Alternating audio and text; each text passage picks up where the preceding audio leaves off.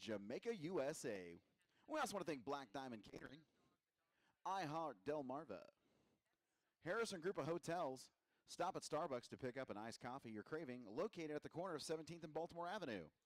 We also want to thank Layton's Restaurant, Grotto's, Coastal Fitness, Hyatt Place Ocean City, WMDT Channel 47. The City of Ocean City, the Mayor and City Council, and all the city employees that help make this show happen. We want to thank Ashore Resort and Beach Club. True by Hilton, Aloft Ocean City, the Ocean City Chamber of Commerce, the Ocean City United States Coast Guard, the Civil Air Patrol, and the Maryland State Police, as well as the Worcester County Sheriff's Department. You can go down and visit the folks at Grotto's. You can find them at the tent during all of the excitement of the air show. They're serving their famous pizza, quarter-pound English cheeseburgers, delicious grilled chicken breast sandwiches, and ice-cold beverages. Grotto Pizza, get your swirl on. Once again, ladies and gentlemen, if you patronize any of these establishments while you're here in the great city of Ocean City, be sure and thank them for their participation in the 2023 Ocean City Air Show.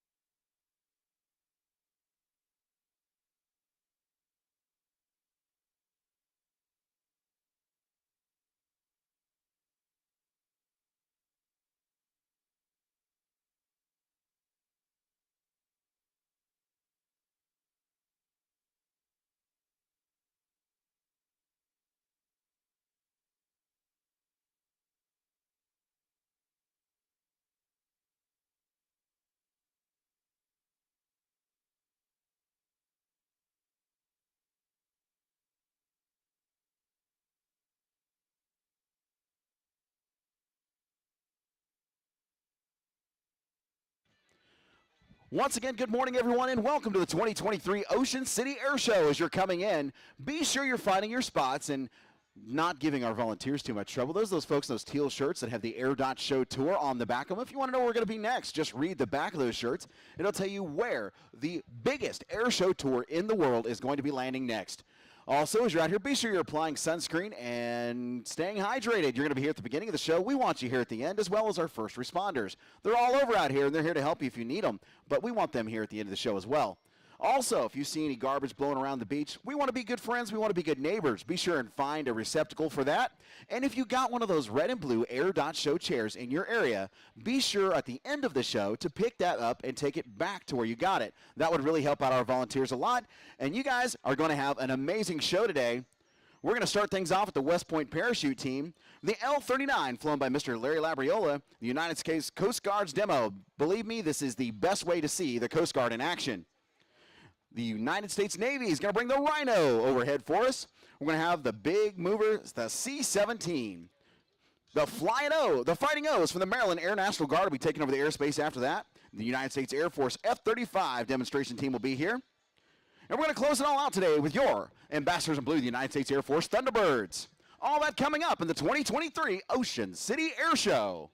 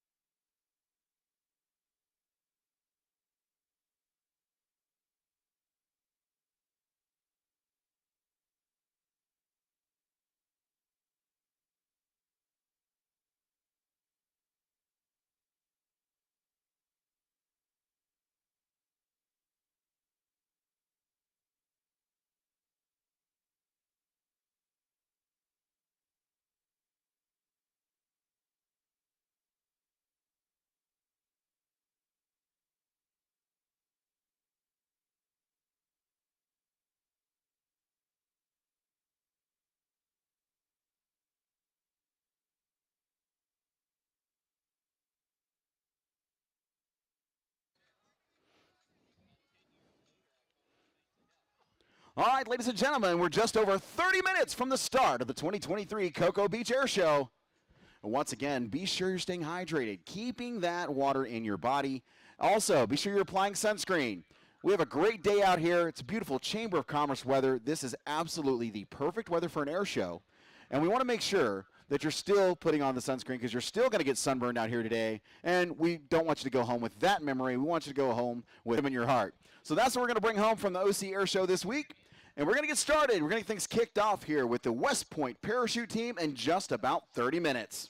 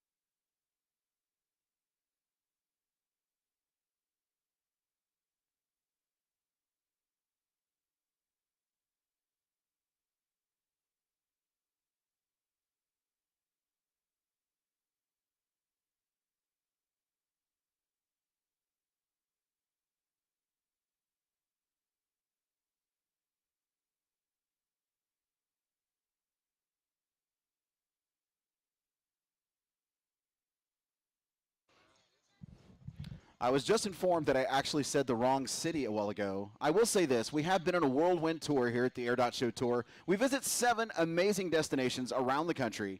This is number 4. I was talking about number 2. I am in Ocean City, Maryland. I am not in Florida, but we are having just as good of a time. I apologize. I will be better.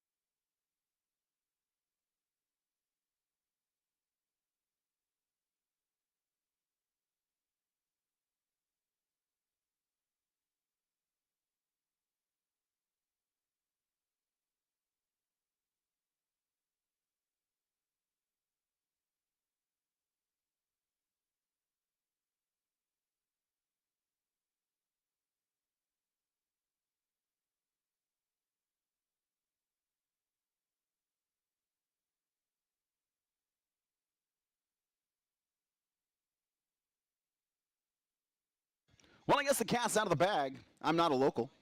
I come to you from the great state of Colorado, and the way your county is spelled is not the way I read it. I apologize. I will do better.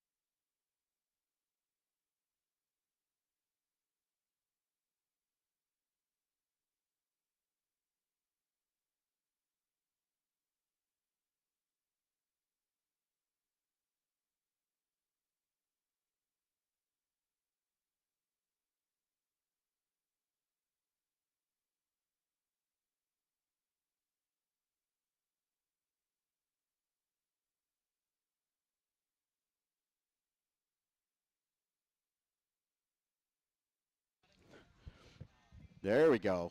Grab the umbrella.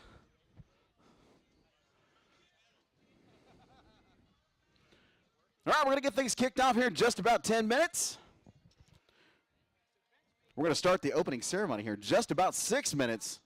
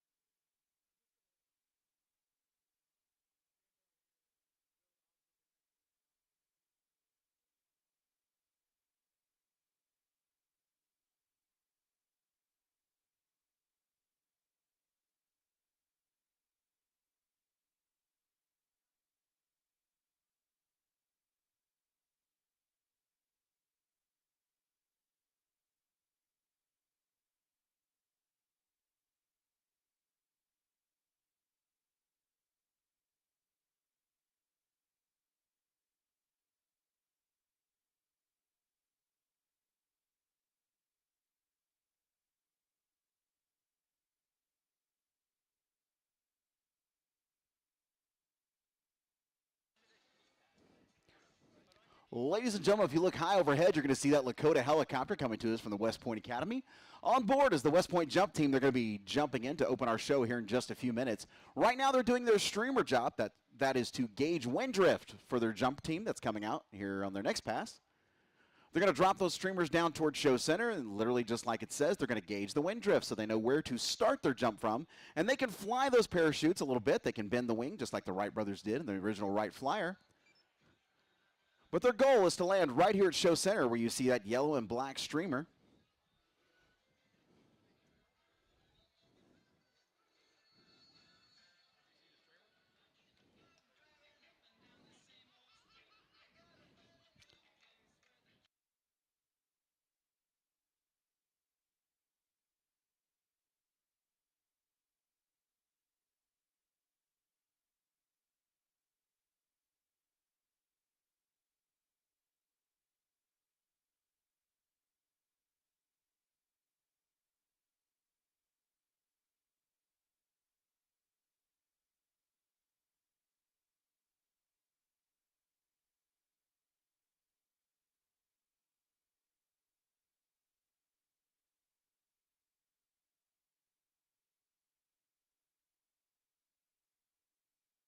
Good afternoon and welcome to the fourth destination on the Air Dot Show Tour. This is our 16th year here in Ocean City, and we're thrilled to be back. My name is Alan Mitchell. I'm joined at Show Center by the Air Boss, George Klein.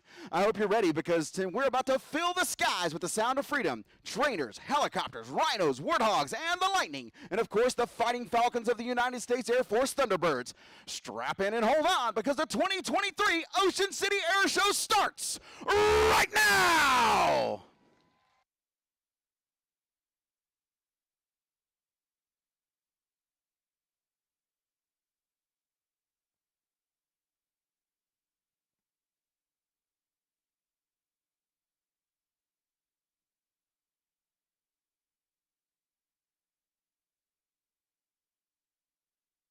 Ladies and gentlemen, at this time, I would ask you to rise and remove your hats for the playing of our national anthem.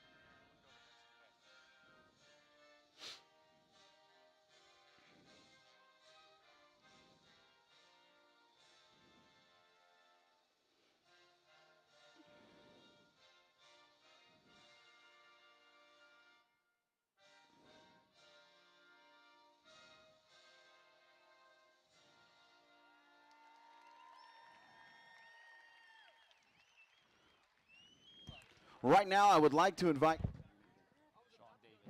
Pastor Sean Davis up here for our opening invocation. Pastor Davis. Let's pray. Father, we thank you for this beautiful day that you have given us to enjoy this air show. We thank you for all the time and effort that has gone in from the preparation to the training. We ask for protection today for all those who are involved. Thank you for those who are watching over us, our first responders. Thank you for all who have served in the military, Lord, who have allowed this day to happen by fighting for our freedom. For those that are still fighting, we ask for their protection. For those who are waiting home for them, we ask, Lord, that you will be with them and give them peace through this time. And ask, Lord, now, again, that you help us to enjoy this day and glorify you. In Jesus' name, amen. Thank you, Pastor Davis. Ladies and gentlemen, are you ready for an air show? Me too. All right. We're getting ready to kick things off. We're waiting for the jump team from the West Point Academy in that Lakota helicopter. Going to be coming back in here in just a few minutes. And like I said, they're going to be flying Ram Air parachute canopies. And their goal, if you see, they have their safety O right there at show center, that yellow and black streamer, and they're going to be coming down here in just a few seconds. That Lakota is coming over show center right now. And this is an outdoor event.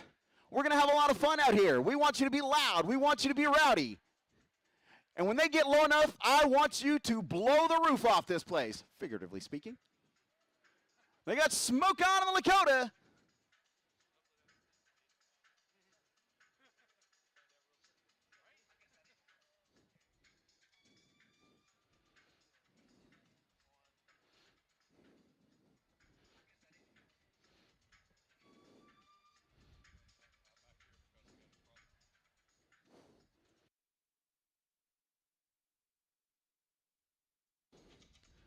So they're coming over show center. They're going to actually release the jumpers from slightly behind us and adjust for the wind drift.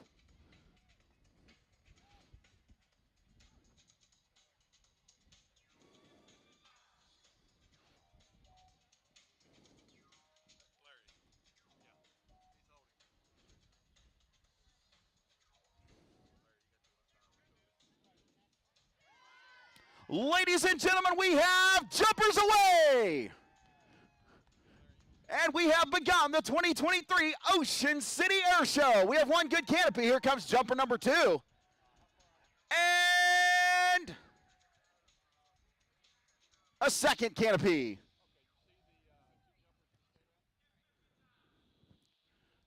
We have 2 good canopies, and watch as they fly their pattern down to show center. Once again, they're going to fly those canopies just by bending the wings using toggles to their left and right. You can follow their smoke trail if you look up and behind show center here. And just like our pilots, when they go into land, they're going to fly a downwind base and final leg. Theirs is going to be a little bit abbreviated. Watch as he points that canopy toward the ground and flies it back down.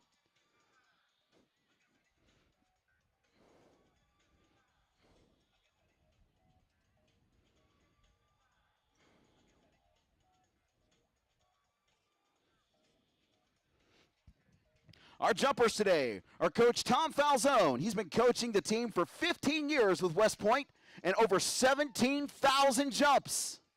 Jumping with him today is Sergeant First Class Anthony Rucker from Nashville, Tennessee. He's been serving the United States Army for 22 years with over 1,200 jumps to his credit.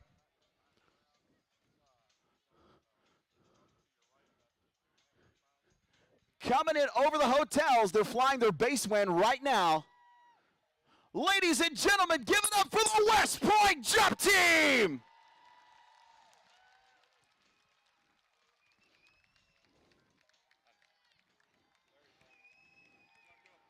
Right there. Give it up for Coach as he touches down.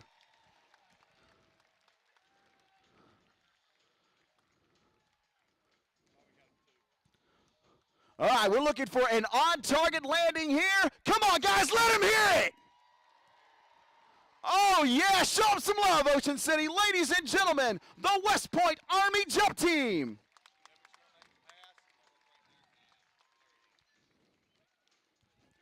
Coming down the show line, ladies and gentlemen, from your left, that Lakota UH-72, flown by the 2nd Aviation Detachment Standardization Pilot, Chief Warrant Officer 4, Ryan Otto, and Chief Warrant Officer 2, Tony Lasole. The Dakota is crewed by Staff Sergeant Matthew Henney. They're going to come down the show line. I want everybody on your feet. Get your hands in the air and give them a big wave as they come down the show line.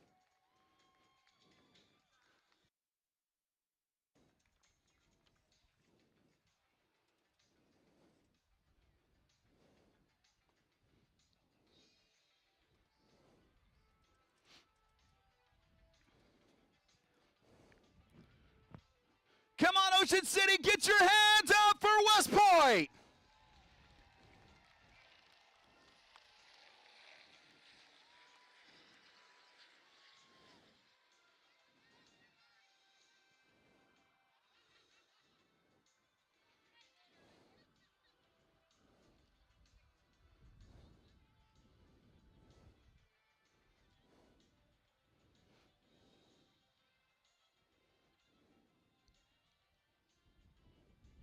This is a really long show line, and they have to go all the way down there by the pier.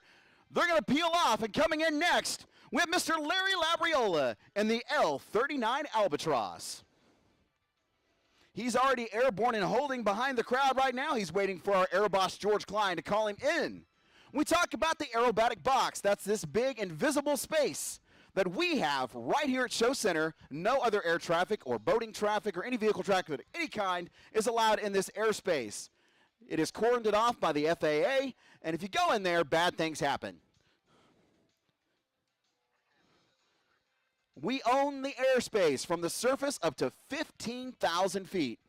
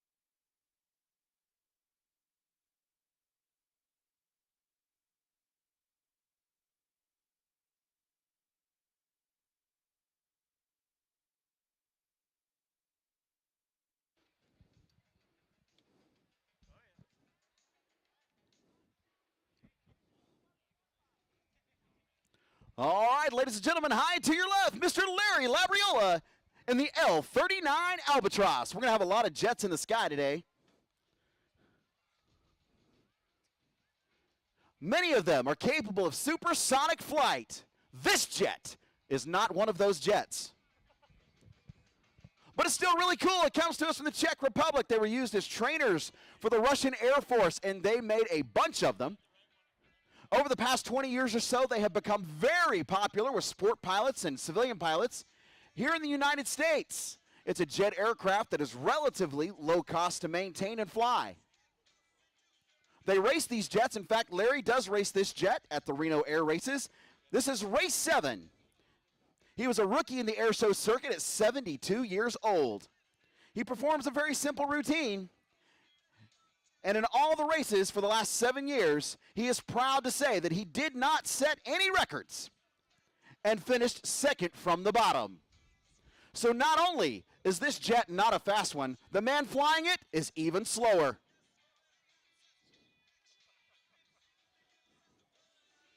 So folks, you may possibly be looking at the slowest jet in the world. That's got to make you kind of proud.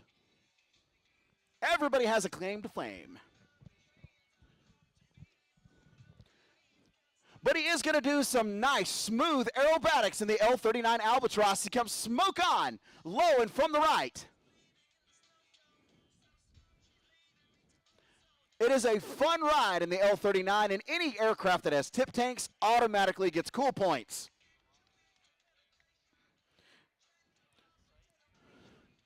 Watch as Larry pulls that aircraft up at Show Center, way up over the top.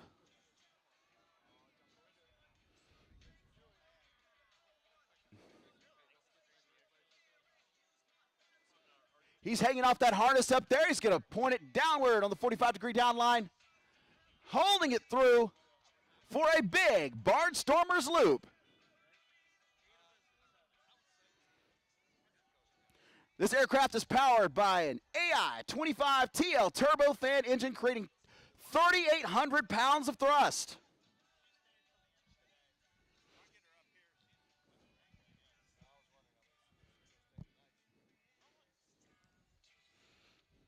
It's capable of speeds just under the speed of sound, 475 knots.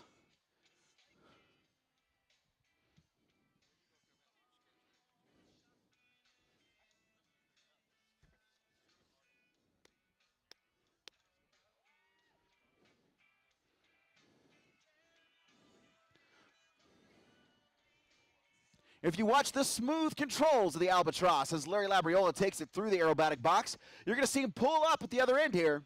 He's going to perform a half-pipe type maneuver. You'll see most of our aerobatic pilots will do that, whether they're in a jet or in a propeller-powered aircraft. What they're going to do is they're going to climb up high, and then they're going to trade that altitude for airspeed on the way back down. So right here, he's going to point that nose back toward the earth, and the airspeed's going to come up. That's going to give him the energy that it's going to take for him to get back to show center and perform his next maneuver. Larry considers himself a Sunday pilot. He's from Scarsdale, New York, a landscape contractor, and he's the pilot of the Green Camo L-39 Race 7.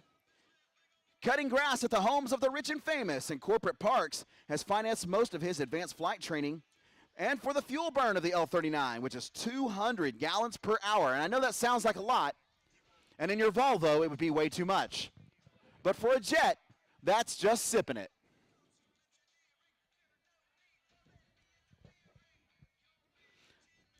Larry started flying his last year of high school in 1969. He now has over 8,000 hours of flight time.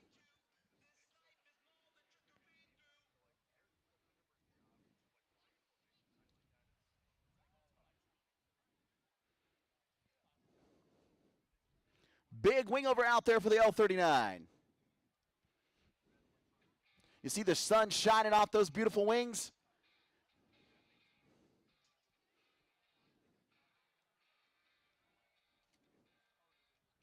Larry holds an air transport license for airplanes, single and multi-engine, land and sea. He's type rated in the L-39, the Grumman Albatross, the DC-3, the C-500, with private pilot privileges for gliders, helicopters, hot air balloons. And at 72 years old, like I said, he became a rookie at the Reno Air Races. Beautiful barrel roll as he comes through the aerobatic box.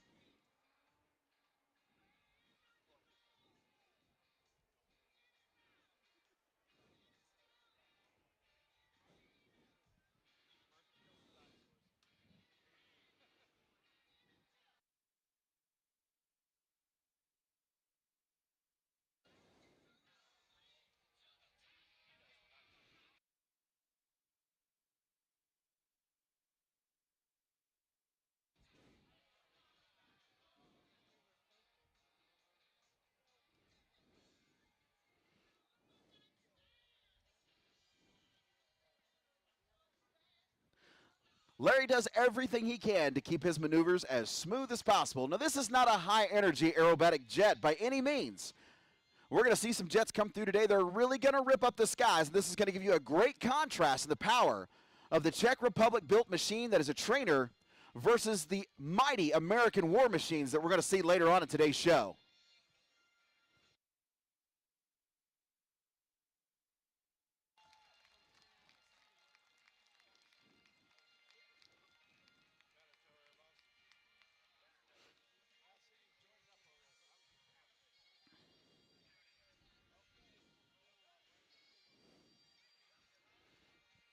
Watch as Larry Labriola brings the L-39 Albatross back through the aerobatic box.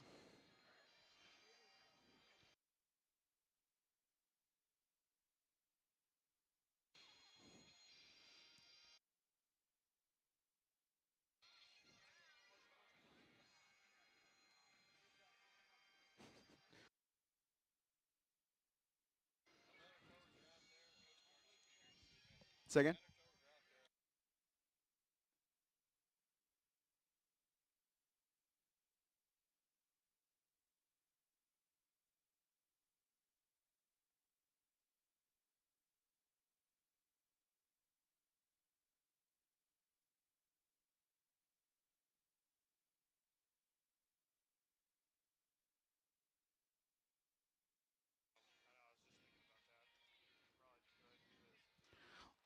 This aircraft looks like it's actually not very big. It's actually a full-size jet. It has a 39-foot wingspan.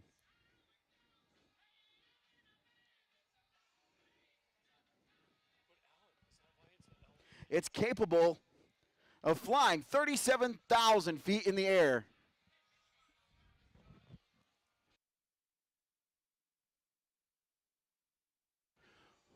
Watch, he takes that jet over one more time. Check that out, ladies and gentlemen. Now, if you want to think about it, most of the air-to-air shots that you saw in the movie Top Gun Maverick were actually shot from the L-39. There's a team out in California that they do just that. Real big fan. Tom Cruise actually flies one of these jets himself. And a lot of their air-to-air shots, because this is a two-seat aircraft and is a good camera platform, they did most of their shooting inside the L-39.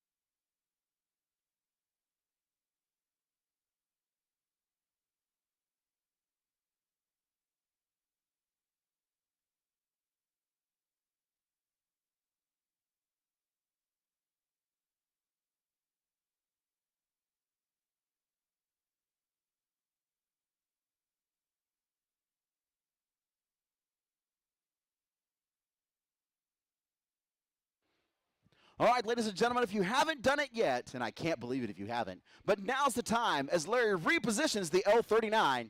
He's going to bring it back down the show line for the photo pass.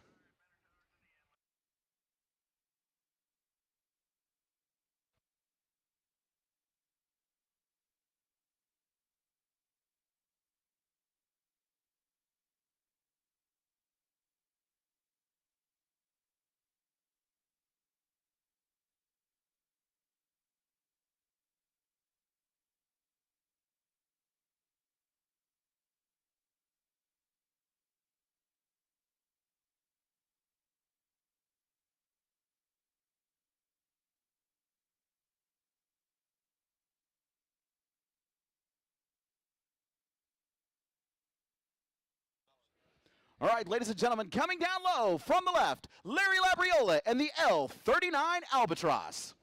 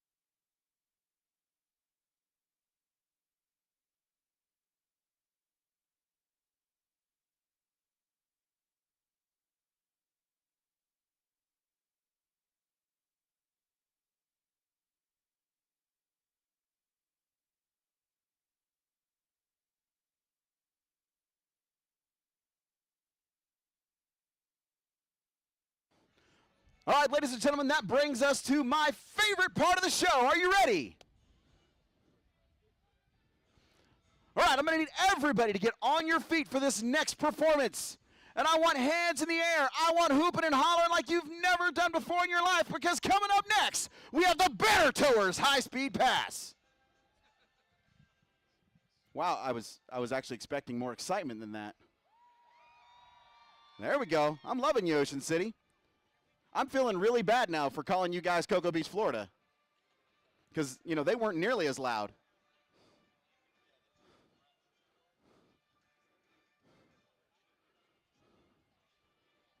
And I promise you, the banner towers are out there.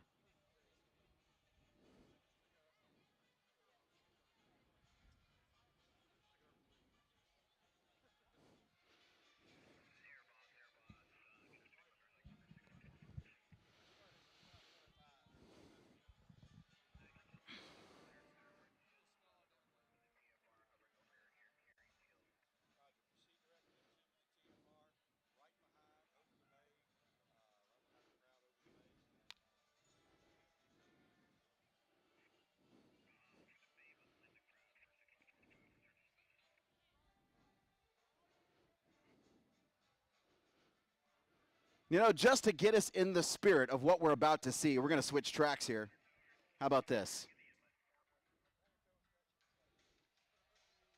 I know, it makes you want to take off your shirt and play some volleyball, doesn't it? Some of you can, some of you please don't.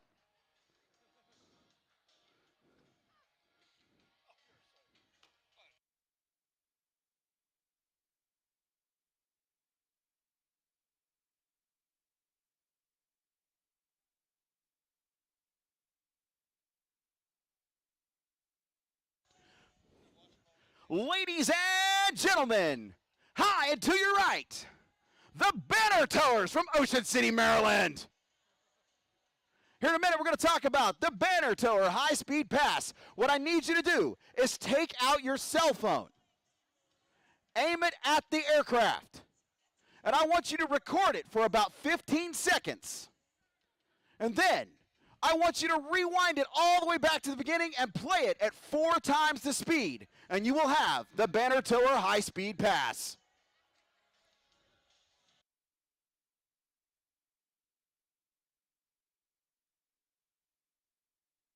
But in all honesty, this is one of the most dangerous jobs in aviation. A lot of pilots starting out their career, they begin as banner towers to build flight time. And picking up those banners requires much of the same skill that naval aviators use when they're landing on an aircraft carrier. They have to bring it in low and catch a hook. That is what allows them to pick the banner up and fly off with it. I happen to have an okay naval aviator behind me. He's all right. He has a shirt that says, "I'm the okayest." I don't know what that means, but.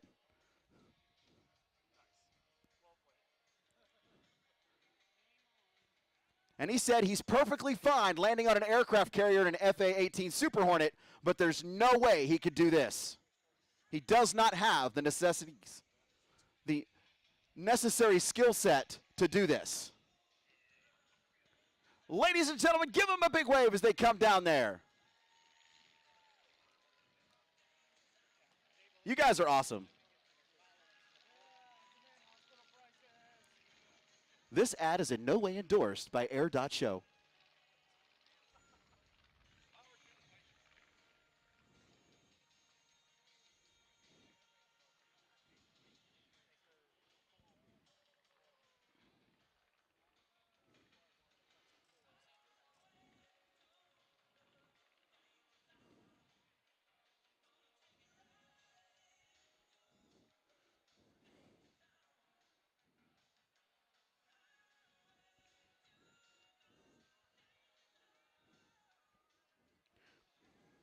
But I do want to take an opportunity to shout out to our sponsors here at the 2023 OC Air Show. Deep Eddy, Toyota, Jack Daniels. You guys were awesome last year. I love you guys. Thanks for being back with us again this year. Get a Jack and Coke in a can, folks. You can do that right here. We also want to thank Shenanigans, Miller Coors, North Bay Marina, Ocean Downs Casino, Da Vinci's by the Sea, and Secrets.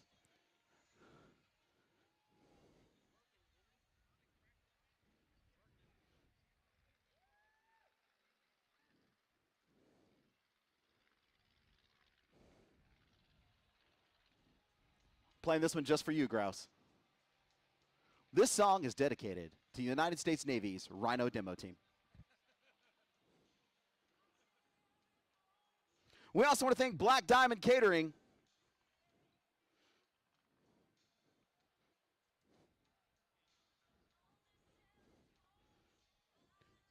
And Grotto Pizza for a quick drink during the Ocean City Air Show. Join Grotto Pizza at our satellite bar on 14th Street and Boardwalk.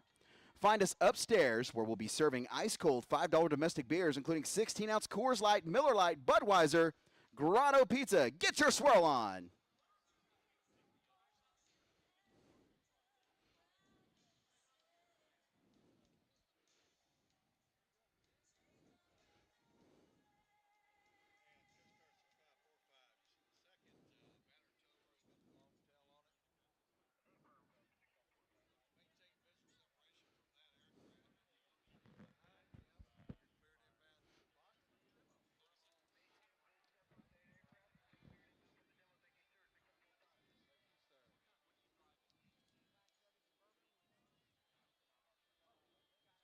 All right, ladies and gentlemen, coming up next, we have our heroes, rescuers from the United States Coast Guard. They're going to come in and show us an actual demonstration of what they do on a daily basis. And folks, this is more than just an air show demo for these guys. This is actual training for them. And this is the best way to see this demonstration. If you get yourself in a bad situation when you're out on the water, these guys are going to be there, and they're going to be there for you. And this is actually how you want to see it. You do not want to see it from the other end of this. You want to see it when you're dry here on the beach. They're going to be here in just a moment. The Air Boss has cleared them into the aerobatic box, and we're going to get to see what these men and women, these first responders, do on a daily basis.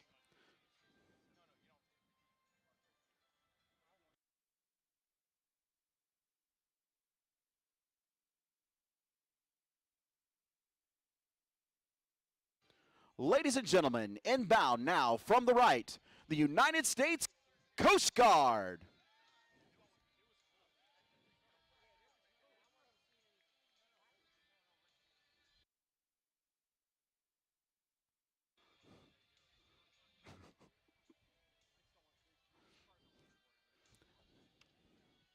As they come down the show line, ladies and gentlemen, let's show them some love.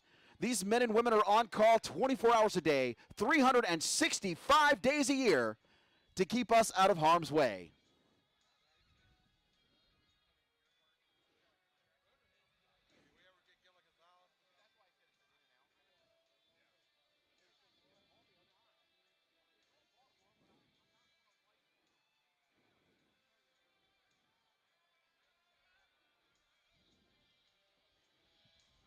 Come on, Ocean City, get your hands in the air.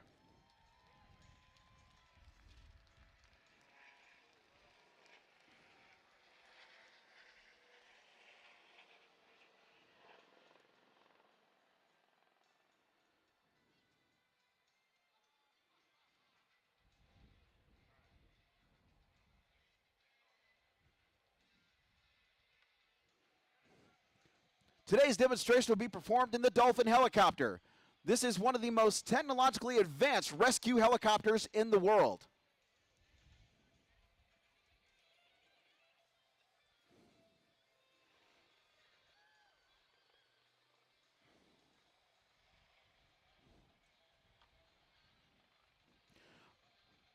This is not a day off.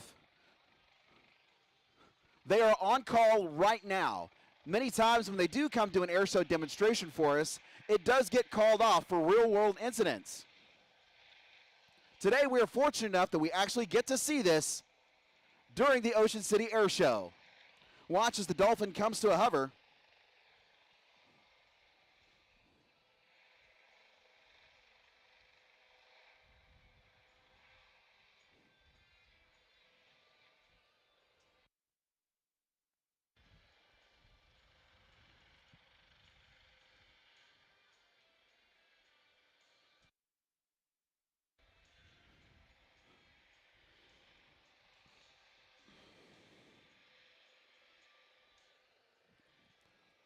Right now they have that rescue swimmer coming to the door.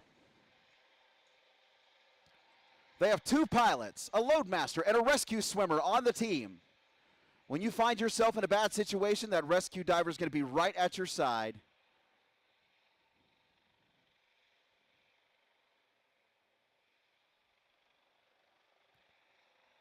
They do more than just search and rescue. They also do drug interdiction, and they also do a lot of coastal patrol to protect us from anything that might want to harm us.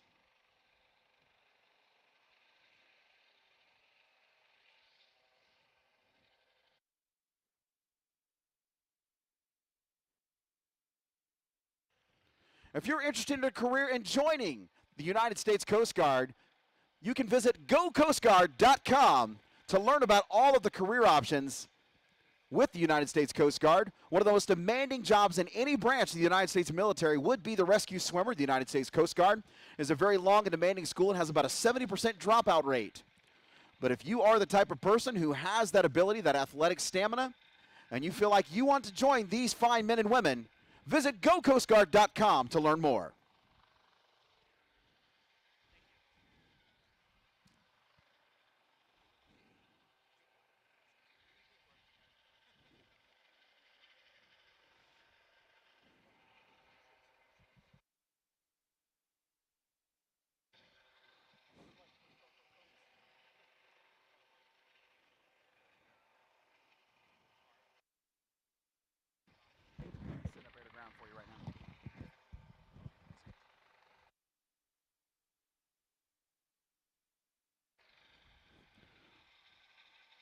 Once again, right now, we do have our rescue swimmer at the door. So be a simulated target out there. Once again, they're just training today.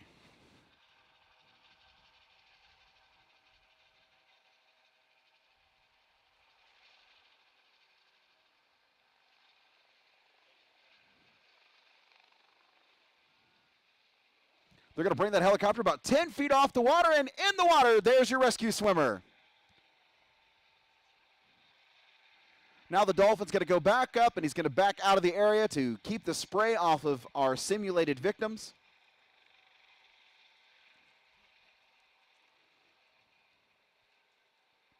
Our rescue swimmer has signaled to the helicopter that he is all clear. Thumbs up.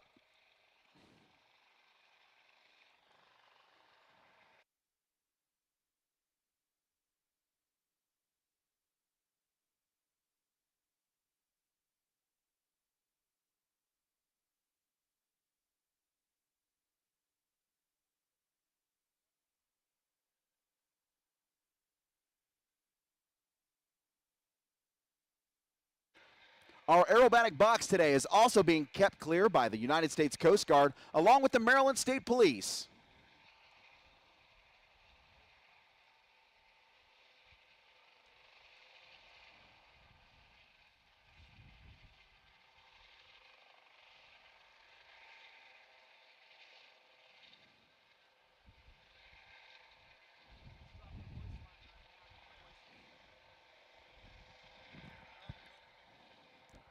So if you look out there at Show Center, you can barely see it, but they have dropped the hoist line from the Dolphin. That's the loadmaster controlling that hook. They would hook up their rescue diver and whatever personnel that would also be in the water that would require their attention. And they hoist them back aboard the Dolphin and fly them to whatever facility they need, depending on the situation.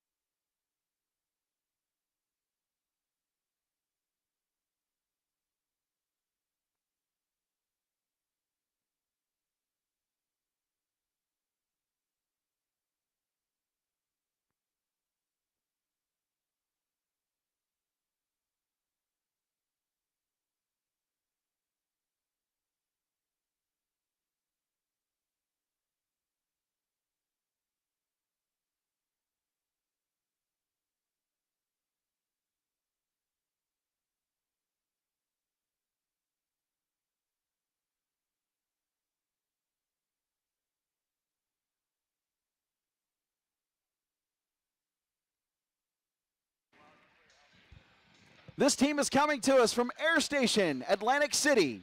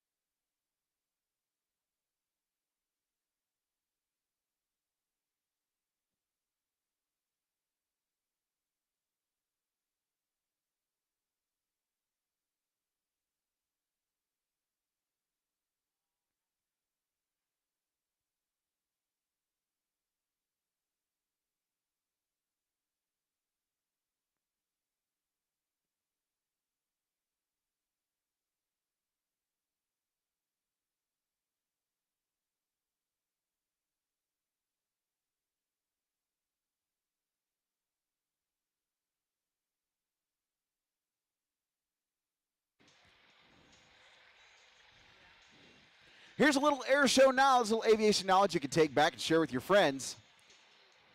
That line that they're dropping into the water actually has to touch the water before the diver touches it. The reason for that is the static electricity being generated from the helicopter itself.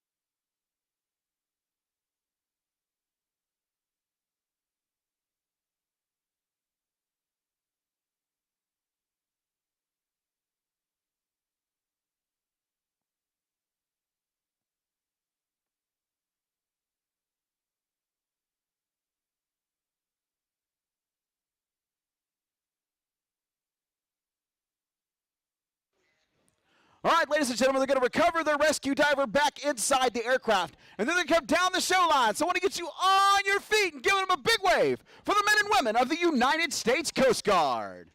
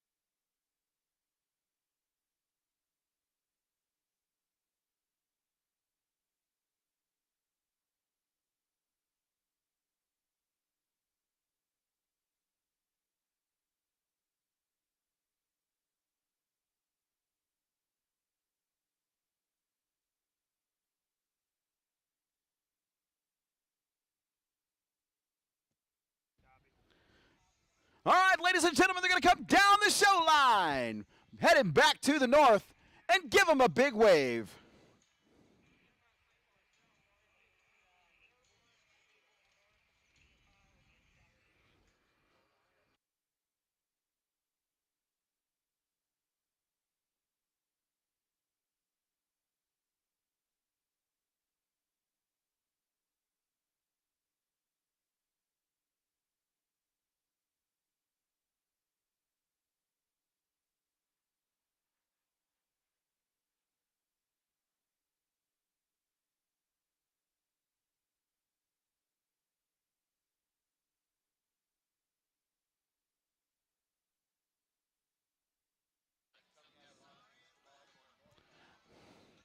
All right, folks, we've had a lot of fun so far. We've had helicopters and jets, but are you ready for the sound of freedom?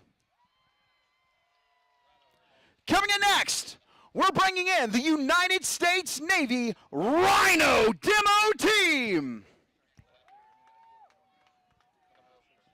No, they're not bringing in a big animal. It's the F-18 Super Hornet.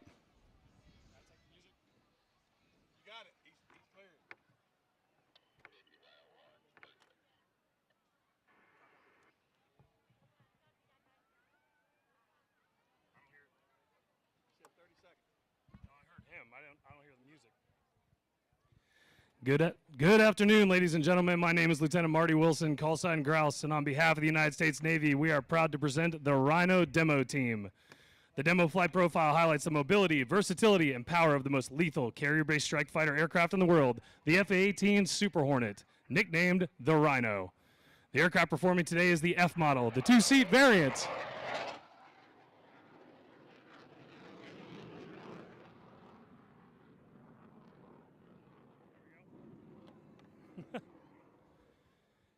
In today's demonstration, Lieutenant Sam McGilkey, call sign Shy Ronnie from Afton, Minnesota, and Weapons Systems Officer, Lieutenant Jake Broker, call sign Thumb Thumb, the corn-fed, big head dancing bear. That's not a joke, ladies and gentlemen, that is his call sign. From Newport, Rhode Island, we'll fly the F-18 to the edge of its operating envelope.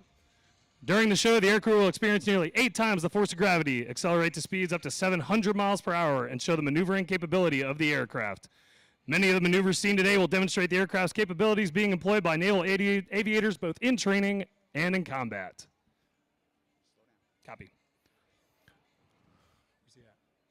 Watch as the jet approaches show center from the left in the landing configuration. Shy Ronnie will select max afterburner and roll the aircraft 360 degrees while cleaning gear and flaps up, immediately followed by a half Cuban 8. Ladies and gentlemen, from the left, the Super Hornet dirty roll.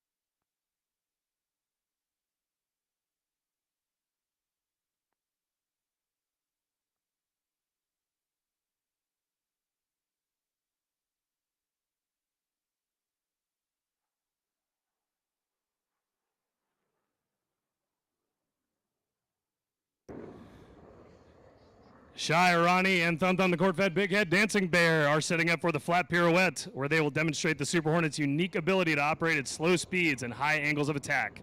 Watch as they execute a maximum performance loop away from the crowd, and even at slow speed, Shy Ronnie is able to rotate the nose 180 degrees parallel to the ground.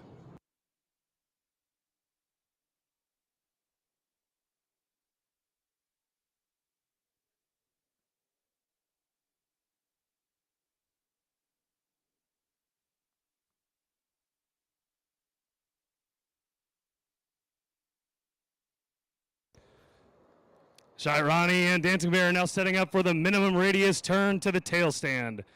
Shairani will select maximum afterburner, set a 90-degree angle of bank, and hold 7.5 Gs for 360 degrees of turn. At the end of the minimum radius turn, watch as Shairani sets a maximum performance pull into the vertical, followed by a negative 2G pushover to level flight. Ladies and gentlemen, from the left, the Super Hornet minimum radius turn.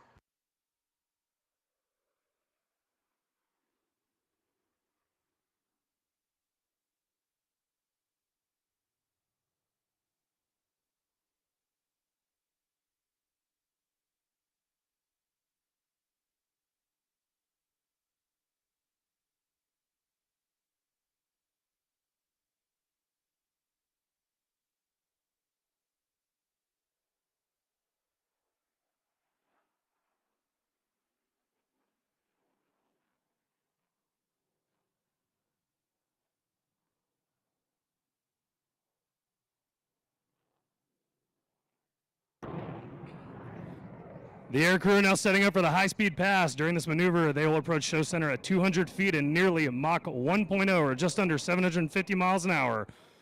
You may notice the white vapor coming off of the aircraft, indicating that it is close to the speed of sound. And we have a special guest today. We actually have Dancing Bear's father, who's going to check on his son to see how fast they're going. Hey Jake, this is your dad. How fast are you going?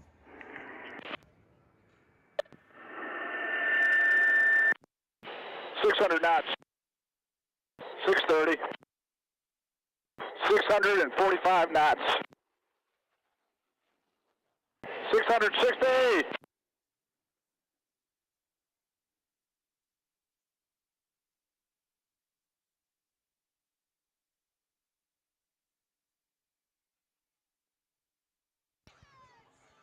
The next maneuver is the vertical pirouette, approaching show center at 400 miles an hour. Shairani and Dancing Bear will pull the aircraft into the vertical and roll the canopy towards the crowd. At the top, the aircrew will push the nose below the horizon, then pull the nose back above the horizon before yawing the aircraft without ever taking its canopy off the crowd. This ability to rapidly swap nose and tail position gives the Super Hornet a distinct advantage in the air-to-air arena of a dogfight.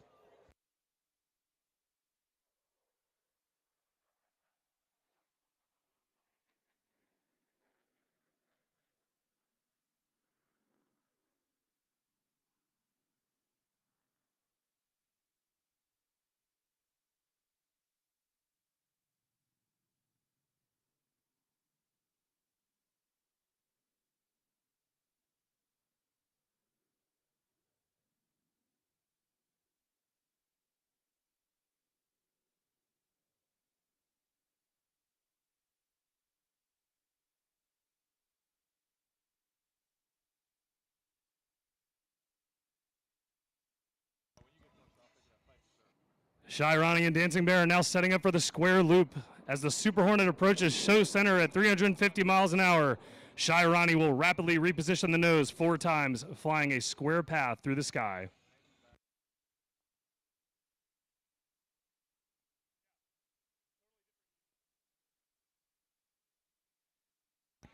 Ladies and gentlemen, from the right, the square loop.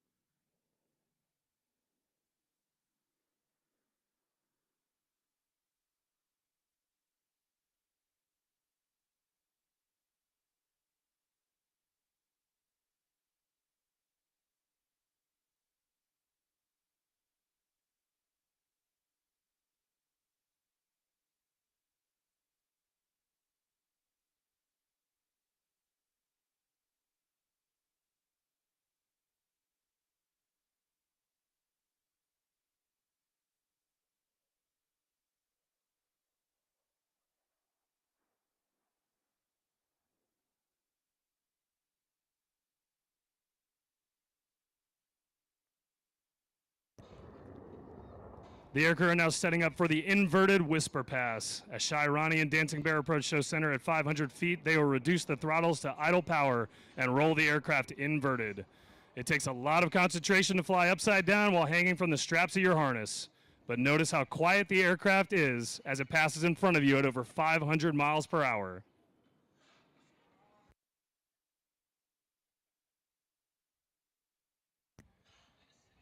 Ladies and gentlemen, from the right, the Super Hornet inverted whisper pass.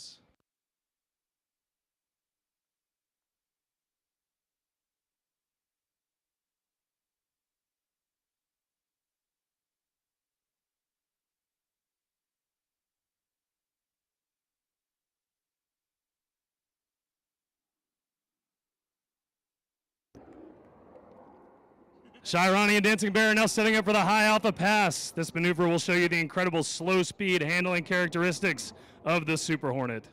Few other aircraft in the world would attempt to maneuver at such a slow speed and high angle of attack. However, the Super Hornet's 2 digital flight control computers allow it to remain completely controllable while flying at less than 120 miles per hour. In some dogfights, the ability to fly slowly is more important than being able to fly fast, since this allows the Super Hornet to get behind another aircraft and employ weapons. We'll have Dancing Bear's father check in with his son to see how slow they're going. Hey, Jake, this is your dad. How slow are you going? Well, Dad, it's showing about 130 knots, slowing down. 122 knots, 20 alpha. 115 knots, 22 alpha. 110 knots, 25 alpha. 105 knots, 27 alpha. 103 knots, 29 alpha. 101 ground speed, 31 alpha. 98 over ground, 30 alpha.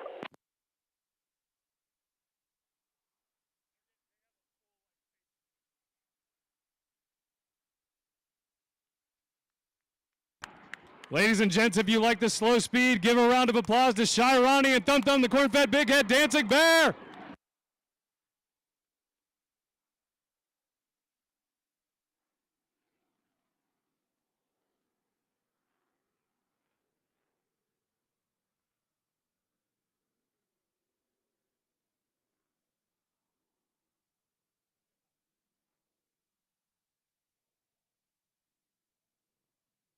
As they recover from the split S, Shy Ronnie and Dancing Bear will perform a pitch rate demonstration maneuver to showcase the Super Hornet's excellent pitch authority with a 90 and then 40-degree turn.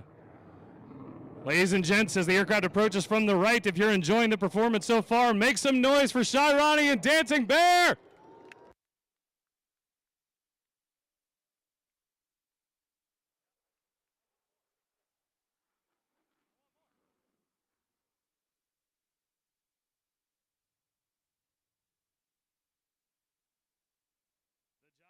The job of a naval aviator is not complete until their aircraft is back aboard its floating home, and we take great professional pride in our unique ability to land aboard a 100,000-ton U.S. Navy aircraft carrier.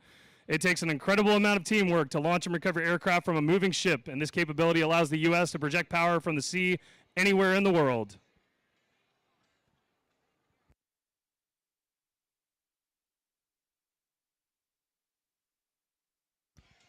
Ladies and gentlemen, from your left, the carrier brake.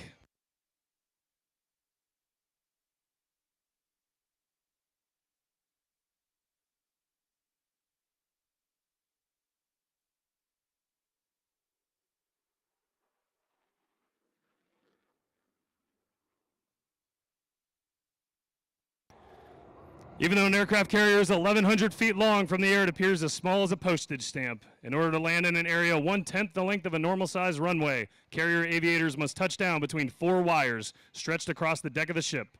To do this, we use an optical landing system, commonly referred to as the ball. During the final portion of the approach, the aircrew and landing signals officers, known as paddles, work together to get the aircraft safely aboard. Let's listen in on the final approach.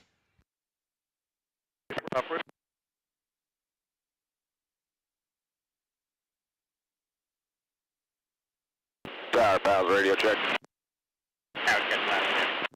Well, I'm clear, back up. Okay, pilots working 18 over 10, down the angle. At 3/4 mile, call the ball. 206, final ball, 4-4, manuals. Roger ball, manuals, you're a little high. Little power. Easy with it. Power back on, bolter, bolter, bolter, hook skip, bolter.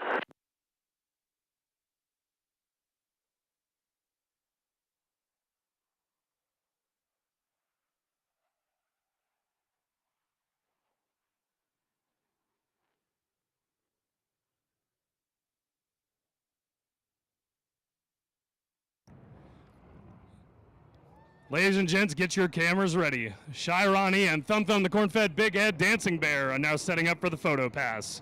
The aircraft will pass show center in a 90-degree angle of bank at 200 feet and 700 miles per hour.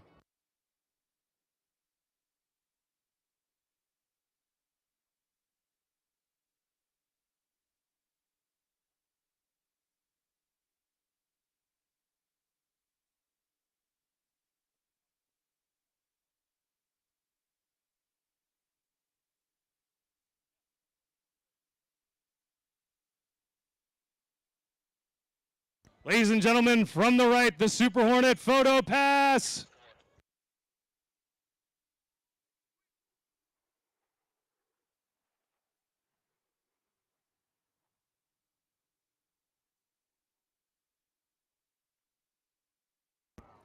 The F-18 you see here today is one actually used to train pilots and weapons systems officers at Strike Fighter Squadron 106, based at Naval Air Station Oceana in Virginia Beach, Virginia. Shy Ronnie and Thumb Thumb the corn-fed big head dancing bear serve as instructors, teaching new aircrew how to fly and tactically employ the Super Hornet. Currently, there are 33 operational Super Hornet squadrons in the Navy defending freedom and democracy around the world.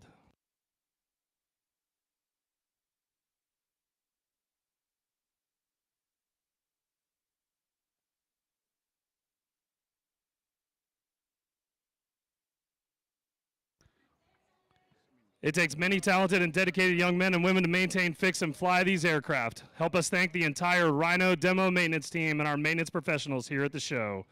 They are AM1 Daniel Grace from Brooklyn, New York.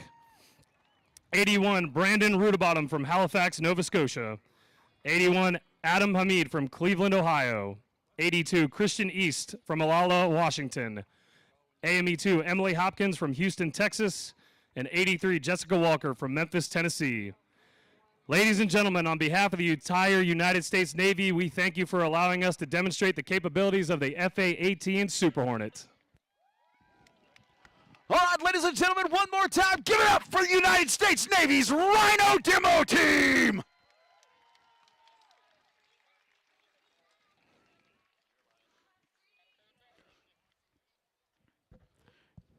Coming up next, we have the heavy lifters coming to us from Charleston. Ladies and gentlemen, look high to your left, the C-17.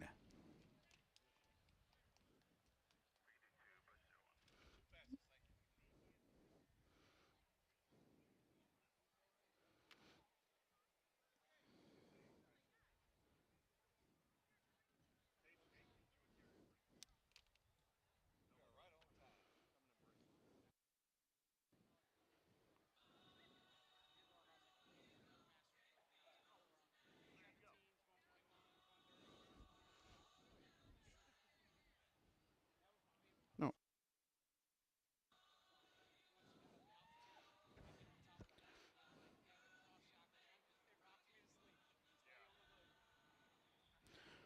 The C-17 made its inaugural flight in September of 1991. Since then, it's set over 20 world records, including payload to altitude, time to climb. Boeing delivered the first operational C-17 to Charleston Air Force Base in June of 1993.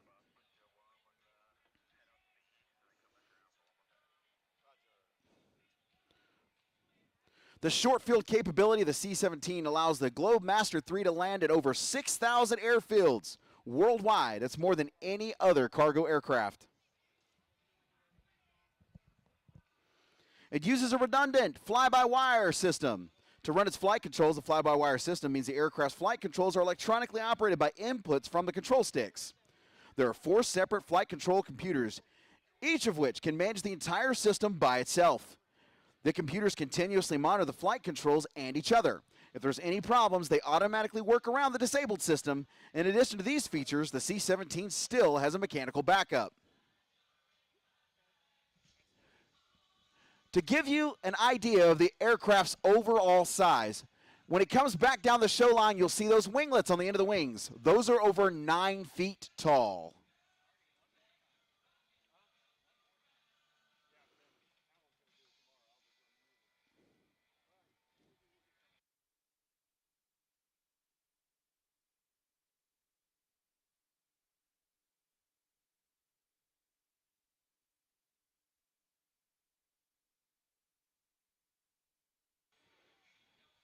The C-17's engines have some very unique characteristics. First, they're mounted high on the wings to prevent ingesting dirt or small objects at austere airfields. Both engines' core and fan sections of the engines have thrust reversers. And unlike conventional thrust reversers, the C-17 engines direct their thrust up and forward so they don't stir up the dirt and debris landing in the ground operations. This aircraft can actually land and back up. They're not going to show us that today. And if you can't figure out why, well, it doesn't have floats. The C-17 was designed with maintenance personnel in mind, so it takes less time and people to keep the machine flying. It can raise one set of its landing gear for tire changes using its onboard struts, and the remaining landing gear, this eliminates the need for any additional equipment during tire changes. In addition, the major systems are located at eye level and can easily open panels for making them easy to work on. The multiple backup systems also increase overall aircraft reliability rates.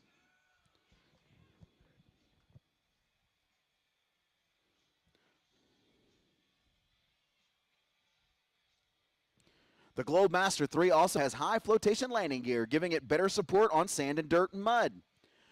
The spacing and size of the tires allow them to work much like snowshoes.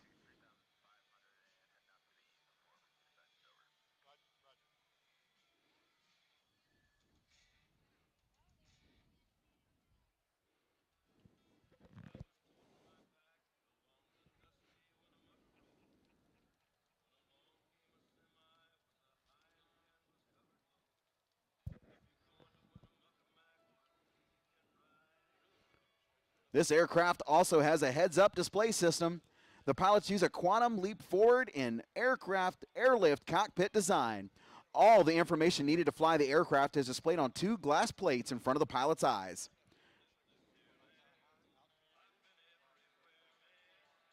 Ladies and gentlemen, the C-17 Globemaster III.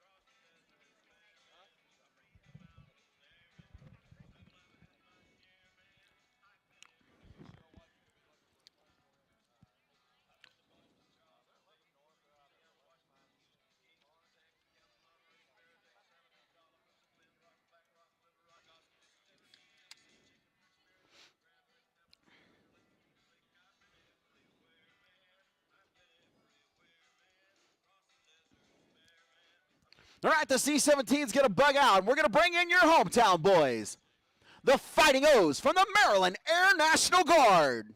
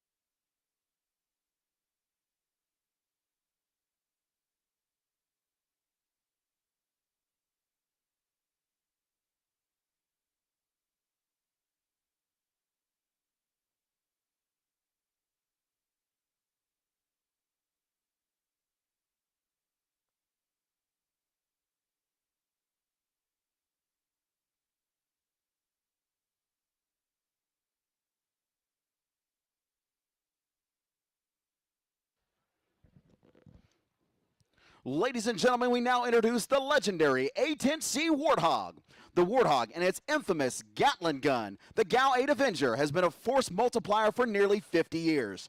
The United States Air Force started flying the Warthog in 1975 as a means to provide the absolute best world-class close air support capability in the U.S. arsenal. Since then, it's seen combat action in every combat theater. The mighty Warthog's primary mission is to deter and destroy enemies of the United States. Fully loaded, the A-10C can carry a complement of up to 1,104 pounds of external ordnance and 1,150 rounds of 30 millimeter. It has 1,269-pound titanium bathtub that protects its pilots and critical aircraft systems. A windscreen that can take a 23 millimeter rocket. And when fully fired, the gun shoots over 70 rounds per second, which will stall the aircraft. I'm just kidding. That's just a myth. While it's firmly cemented its position as the king of close air support, the A-10 also specializes in combat, search and rescue, air interdiction, austere operations, and believe it or not, it can hold its own in a dogfight.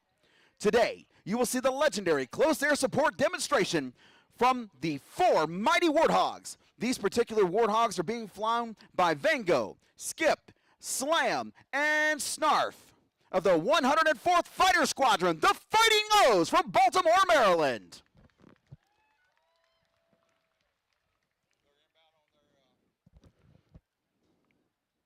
Prior to the close air support attack, you will hear the formation receive a 9-line attack. Briefing from a Joint Terminal Attack Controller, known as a JTAC, call sign Pistol 69. Today's scenario pits a small contingent of U.S. Special Operations Forces on a beach comprised of egregious patrol boats at dangerous close distance of less than 100 meters. The flight lead will receive the targeting information, read back the location of the target for confirmation, and then commence the attack.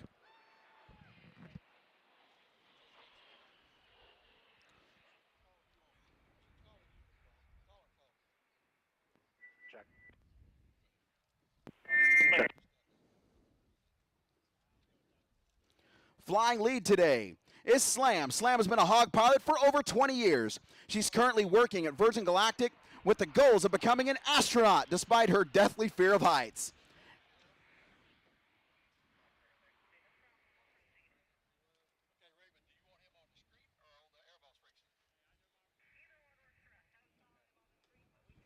The Fighting O's most recently deployed to the European theater to support exercises Swift Response and Defender.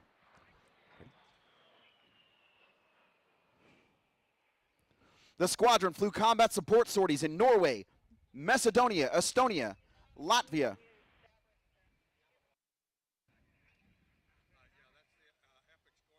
Roger, loud and clear. Heavy machine gun fire from the east. Call ready from friendly position, friendly position. Friendly grid, friendly grid, friendly grid. 18 Sierra, Victor Hotel 932441. I say again, friendly grid. Break. Taking fire from a small patrol boat approximately 104 meters east. Request an immediate show of force north to south.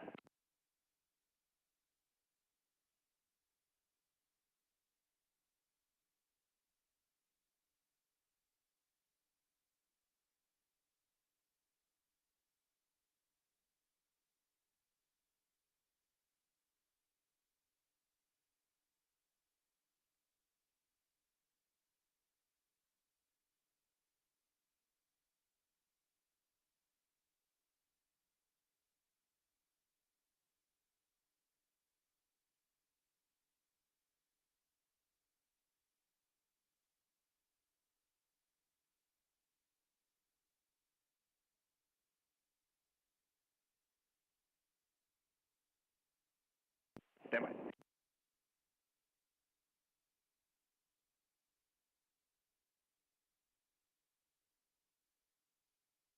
Roger, 9-line to follow. Type 1 control, bomb on target, request guns. Lines 1 through 3, NA, break.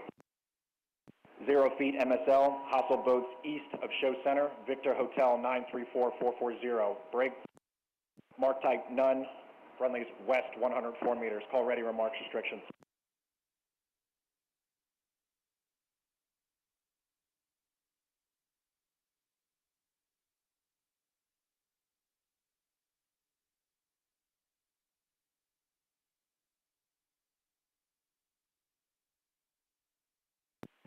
Check.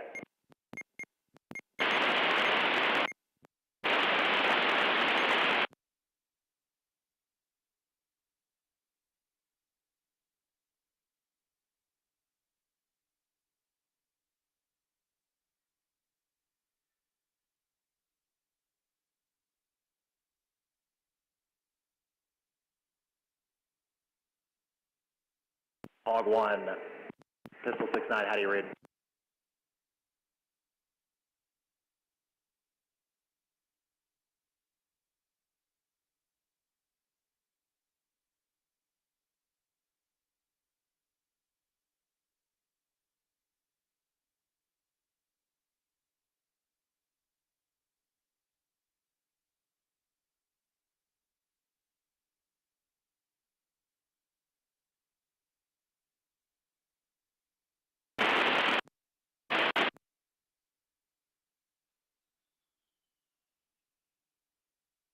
Pistol 6-9, Hog 1, how do you read?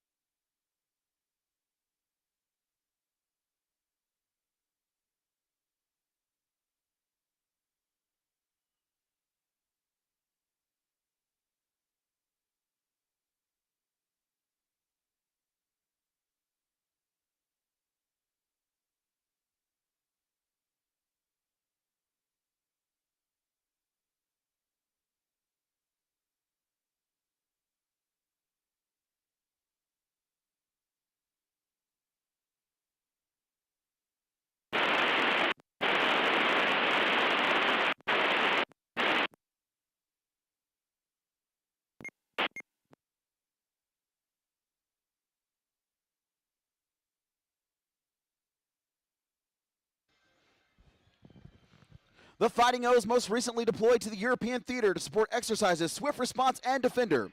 The squadron flew combat support sorties in Norway, Macedonia, Estonia, Latvia, Lithuania, and Poland. The 104th successfully showed the A-10's ability to be flexible and deadly in today's modern combat environment. Agile combat employment, formerly known as ACE, is one of the Air Force's biggest challenges for future conflict that will ensure our success over our adversaries. Last year, the 104 showed off its ability with great ease due to the flexibility of the A-10 Warthog and its rugged dependability, a trait all pilots wish upon their aircraft. Ladies and gentlemen, let me introduce you to the pilots flying today. Flying lead is Slam. We introduced her a little bit ago. She wants to be an astronaut despite her fear of heights. Every year on her birthday, Slam purchases a vintage Harley-Davidson and gets a matching tattoo to go with it. If she's not riding her Harleys, she can either be found training for the World Lumberjack Competition. We also have Skip. Skip is the definition of service before self. He's been flying the A-10 for over a decade and then is a highly respected instructor pilot. Skip also flies the Airbus A320 for a major airline. When Skip is not working, his passion is mini golf. Yeah, go Skip. And competes every year at the Junior World Championships despite his age. He is the only adult allowed to compete, and that's because he's never done better than last place. I feel this. Skip is my soulmate. We also have Vengo. Vengo is a professional in all aspects of life, entrusted to be the highly coveted Inspector General of the 175th Wing. Vengo holds the line standards for what is true professionalism. When Vengo is not working for the United States Air Force, he is also a major airline captain on the Boeing 737, flying the friendly skies. We also have Snarf. Snarf's been flying hogs for a little over 5 years. He was born to be a hog pilot, given he shares the same birthday as the mighty Warthog. Hired at the young age by a major airline, he is fortunate enough to be flying the Boeing 757 and 67, the world's best airliner. When Snarf is not flying, he can be seen driving exotic cars or sailing one of his many boats.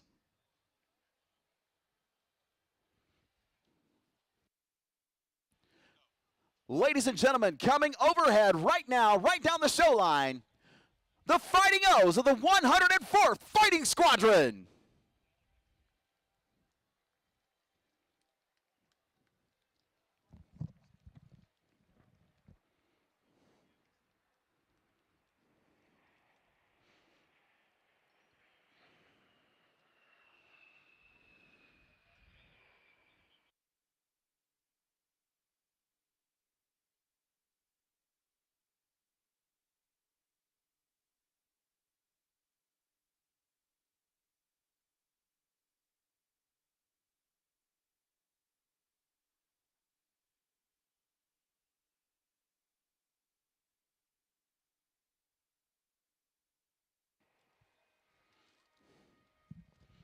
Our pilots today are putting on a demonstration that would show how working in tandem, they can keep an enemy under constant pressure and constant attack in any environment.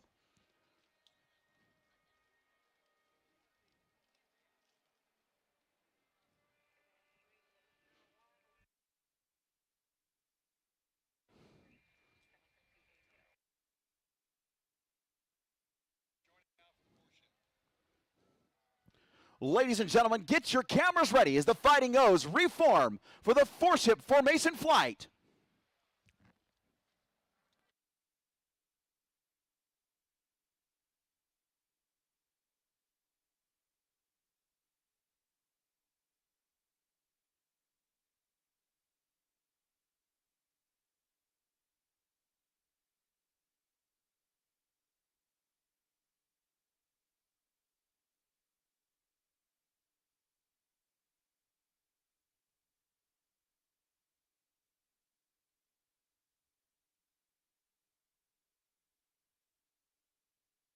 You can see them forming up directly at Show Center.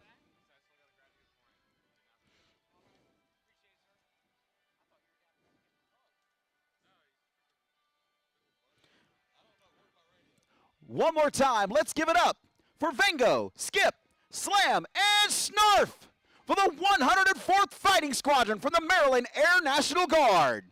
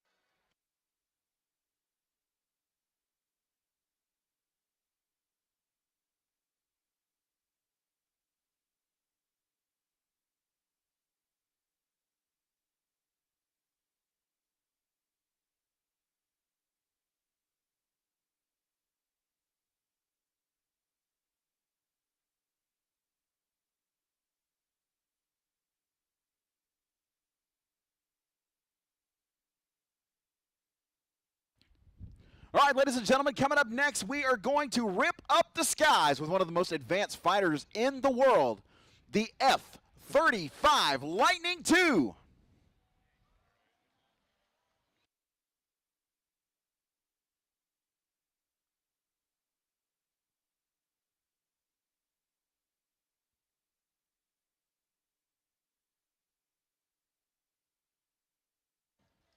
Are you guys having a good time at the 2023 OC Air Show?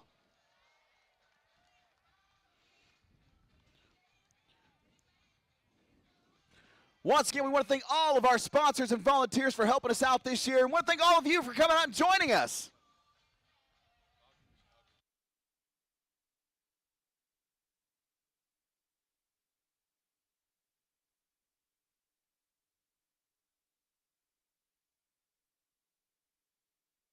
We want to thank Deep Eddy Toyota. Check out the fleet of Toyota vehicles joining the exclusive Toyota Drop Zone this weekend. Visit your local Toyota dealer or buyatoyota.com for more information. We want to thank Jack Daniels, 2 legends, 1 can, Jack and Coke. The #1 cocktail in the world is now available in a can. You can get Jack Daniels Tennessee whiskey mixed with Coca-Cola or Coke Zero, and they're both now available in a can. Please drink responsibly. Whiskey specialty, 7% alcohol by volume. Jack Daniels Tennessee Whiskey, Lynchburg, Tennessee.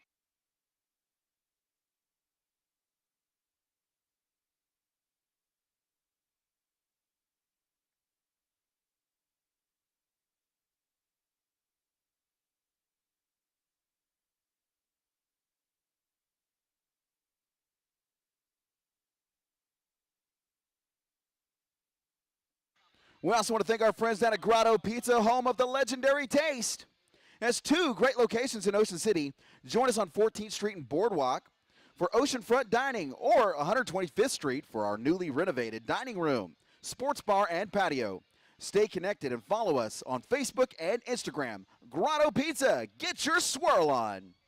And Coors Light is keeping OC chill. Coors Light is a proud sponsor of the 16th Annual OC Air Show.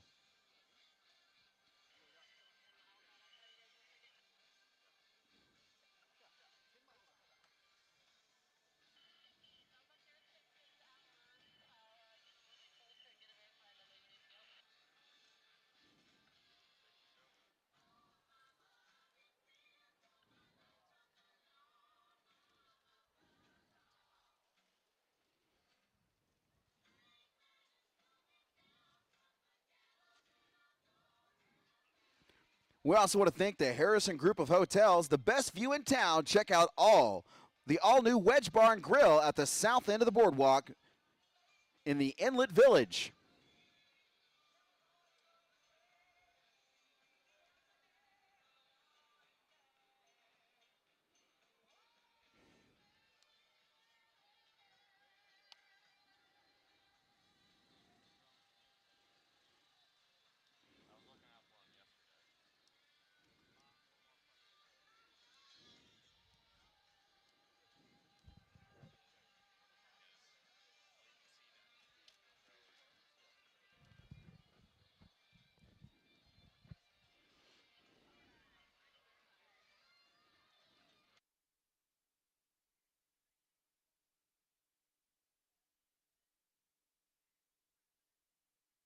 All right, ladies and gentlemen, the time has come. We're going to turn it over to United States Air Force F-35 Lightning II demonstration team.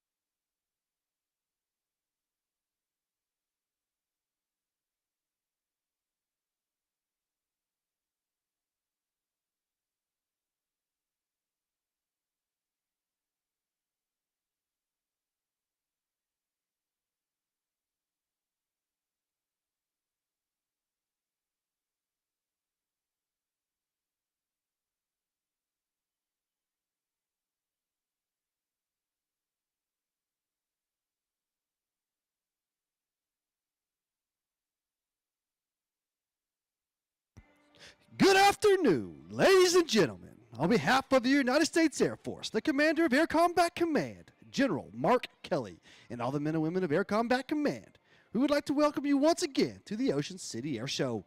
I'm the F-35 Demonstration Team Superintendent, Master Sergeant Jonathan Whalen from North Myrtle Beach, South Carolina. I am joined today by our Team Chief, our Staff Sergeant Joshua Peterson from the Bar, Florida, as well as our Team Safety Observer and Combat Ready F-35 Pilot, Captain Tyrone Lobo Smalls. Captain Smalls is a combat fighter pilot with more than 300 hours in fighter jet aircraft and hails from Jacksonville, Florida. As a member of the 388th Fighter Wing, commanded by Colonel Craig Enderly, located at Hill Air Force Base in scenic northern Utah, it is my distinct pleasure to describe for you today's capability demonstration by the world's most advanced 5th-generation fighter, the F-35A Lightning II. The team commander and pilot for today's flight is Major Kristen Bale Wolf. Growing up in a military family, Major Wolf hails from all across America. She is a veteran combat fighter pilot with more than 1,400 hours in fighter jet aircraft. The F-35 you're about to see is a supersonic, 9G capable multi-role aircraft combining cutting-edge stealth with the most advanced avionics systems of any fighter aircraft in history. The F-35 gives the United States Air Force the power to dominate the skies anytime, anywhere. While you won't see everything that makes the F-35A Lightning II the most technologically advanced stealth fighter aircraft in the world, you will witness its raw power.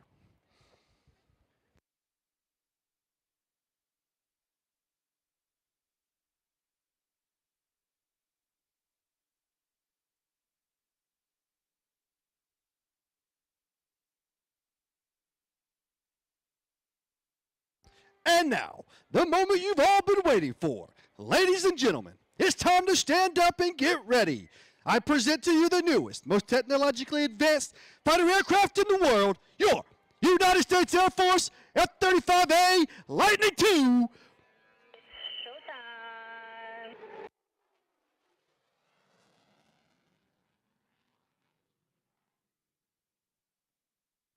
Major Wolf is now setting up for her first aerobatic maneuver.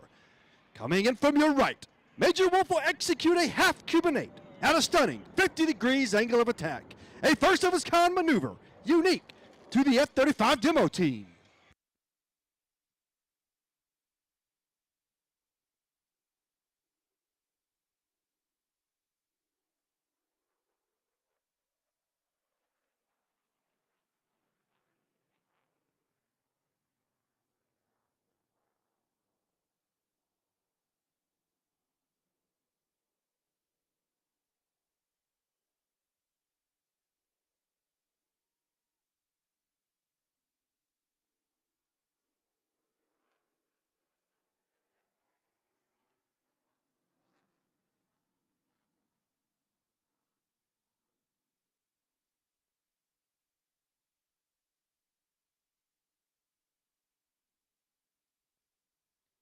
The F-35 has a superior advantage in combat due to the adversary's reduced ability to detect the jet through the use of stealth technology.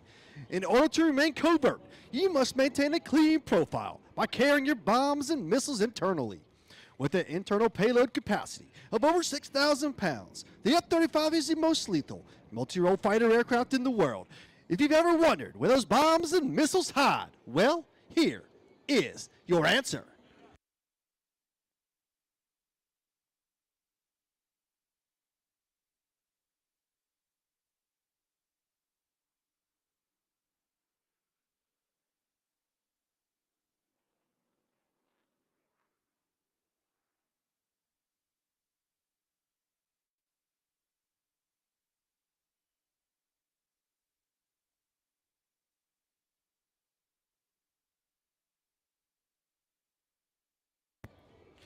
The F-35A possesses the capability to reach speeds 1.6 times the speed of sound, which equates to nearly 1,200 miles per hour. Today we will showcase just a fraction of the engine's capability. Watch now, as Major Wolf accelerates to just below the speed of sound, covering an incredible 3 football fields per second. If that wasn't impressive enough, she would then pull back on the stick and catapult the Lightning II from 300 feet to over 3 miles. Ladies and gentlemen, prepare for Freedom's Thunder on the High Speed Pass.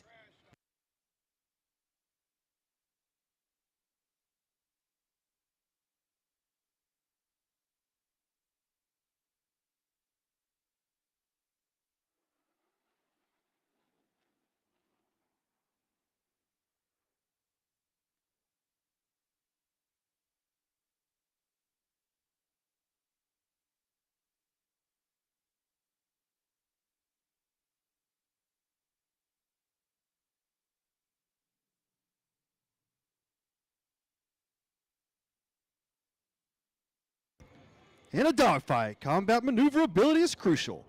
The Lightning II's advanced flight controls, combined with its most powerful engine, give the F-35 an impressive 1,500-foot turn radius. As Major Wolf approaches show center, she will then light the afterburner and bake sharply, pressing her into the seat with up to 9 Gs, or 9 times the force of gravity. After completing the turn, the F-35 will power straight into the vertical, and then quickly change directions, flipping end over end in a maneuver we call the Lightning Loop. From your right, the Lightning II's combat radius turn.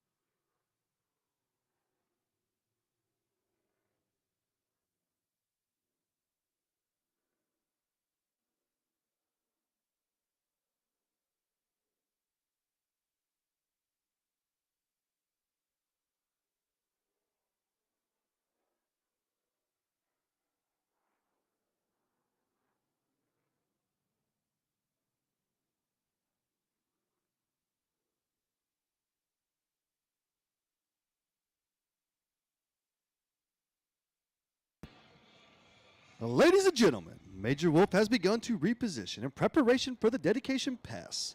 Major Wolf and the rest of the F-35 demonstration team from the 388th Fighter Wing wish to dedicate this pass to the men and women of all branches of the armed forces and their families who are so bravely fighting today's joint fight. We would also like to remember our wounded warriors and veterans in attendance and those who have given their lives defending this great nation. This will be your best photo opportunity, so get your cameras ready to capture this salute.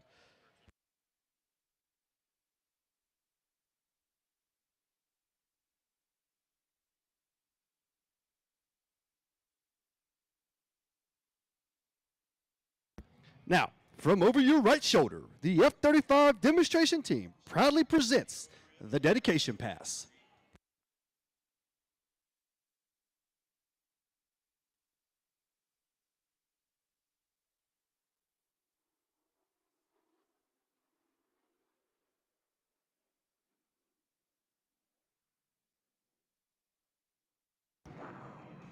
Major Wolf will now demonstrate the Lightning II's crisp agility and handling. Notice as she makes her approach, she will be in the inverted position and remain inverted across the aerobatic container. Coming in from your left, Major Wolf performing the inverted pass.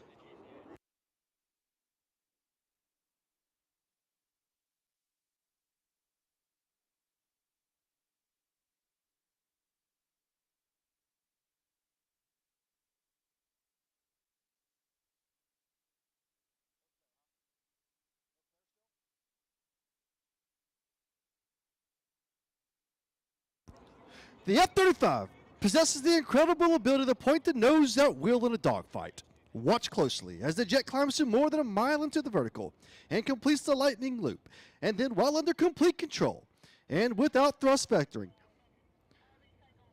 Major Wolf will execute a full 360-degree flat turn. Ladies and gentlemen, the Lightning II's pedal turn.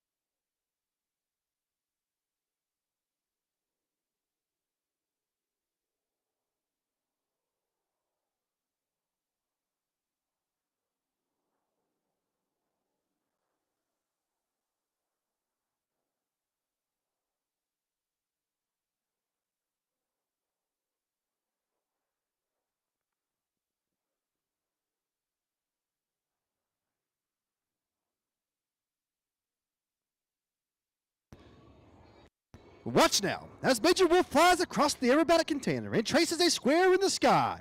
Approaching from your left, the F-35 performing the unique square loop.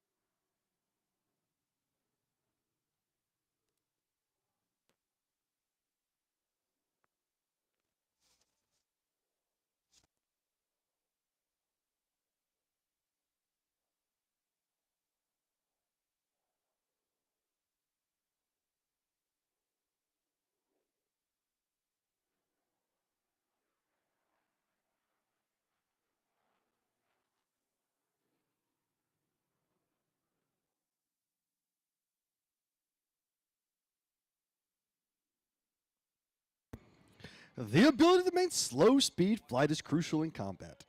The potent combination of sophisticated flight controls coupled with the most powerful fighter engine ever built make it possible to reduce the F-35 speed to less than 100 knots. Coming in from your right, Major Wolf will demonstrate the F-35's slow speed capability. And just as she reaches show center, you will once again feel the raw power of the engine as she lights the afterburner and accelerates the aircraft into a near vertical climb.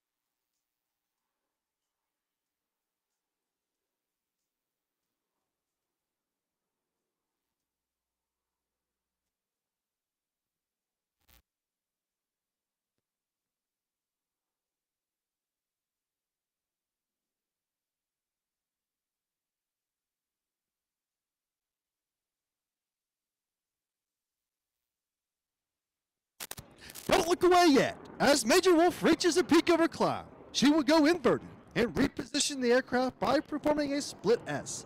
As she returns to show center, she will then accelerate rapidly and snap the F-35 through a series of aileron rolls to demonstrate the Lightning II's impressive roll maneuverability. Dropping in from your left, Major Wolf executing opposing rolls.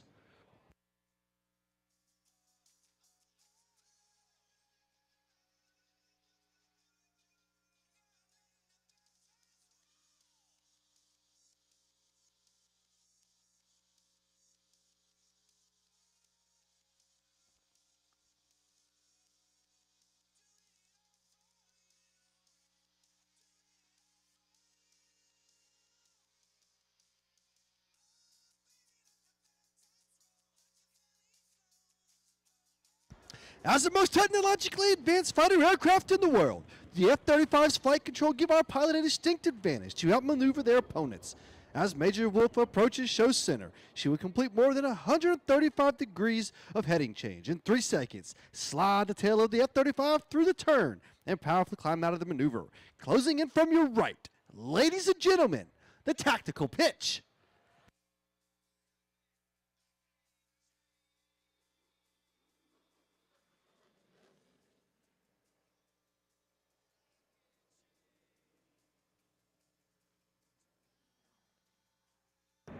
We hope you enjoyed today's brief display of only a fraction of the F-35's full combat capability.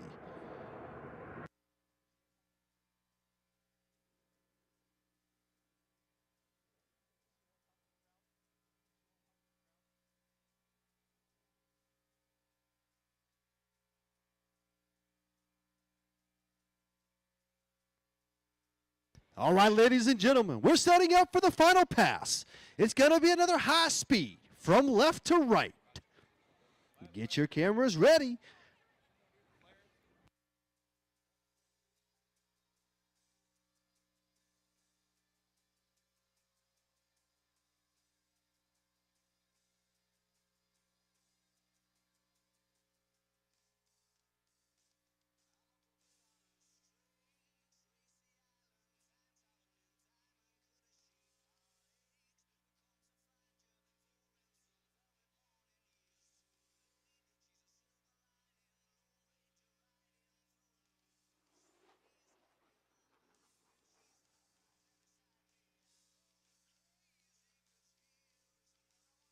Ladies and gentlemen, the F-35 demonstration team.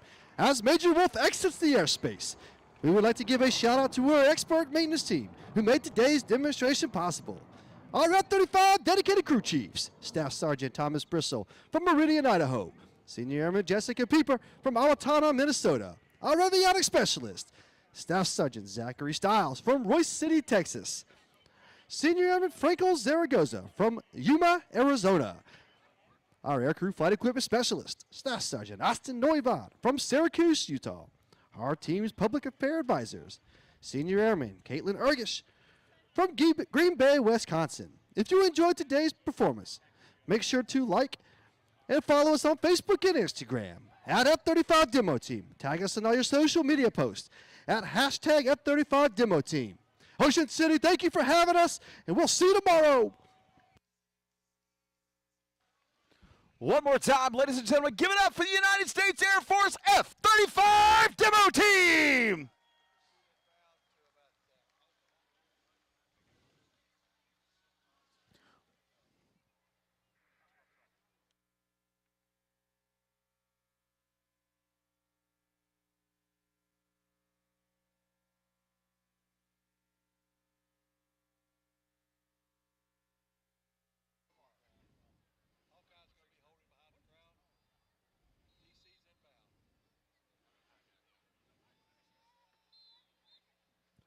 All right, ladies and gentlemen, coming up next, we've seen a lot of fighter aircraft, and those fighter aircraft have to be able to operate anywhere in the world. And in order to get there, they need fuel.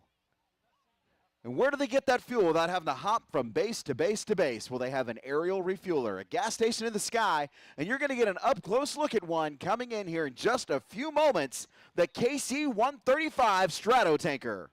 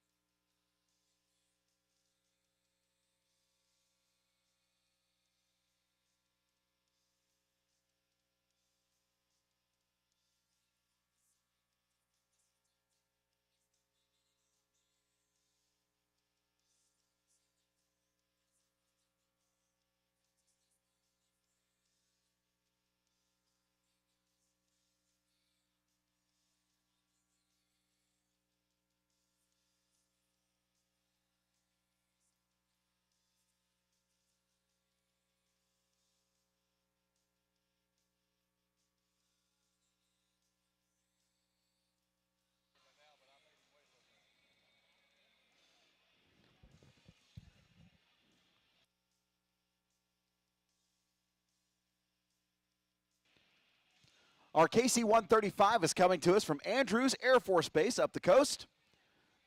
They're on their way out here. It takes them a little while to get down the coast. They had to wait for the F-35 to clear the airspace, so they held out there a little bit. They're going to be here in just about 2 minutes.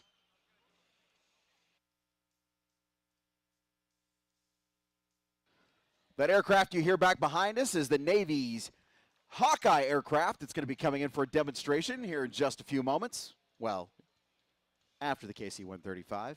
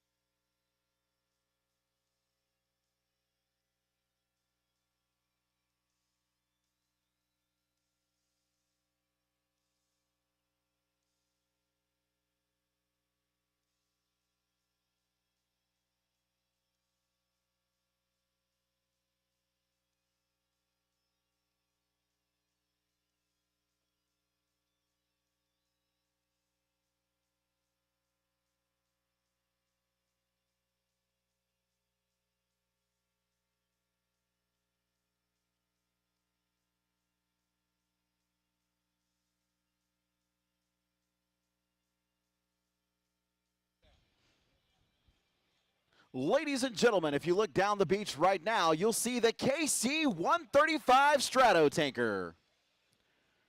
The gas station in the sky, allowing our warfighters to get all over the globe, wherever they may be needed. Coming to us from Andrews Air Force Base,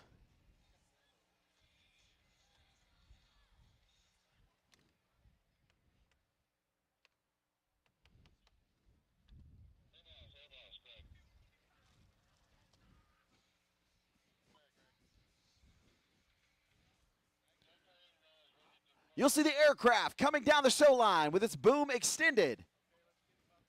Aircraft will work their way up to where the Strato tanker would be in orbit.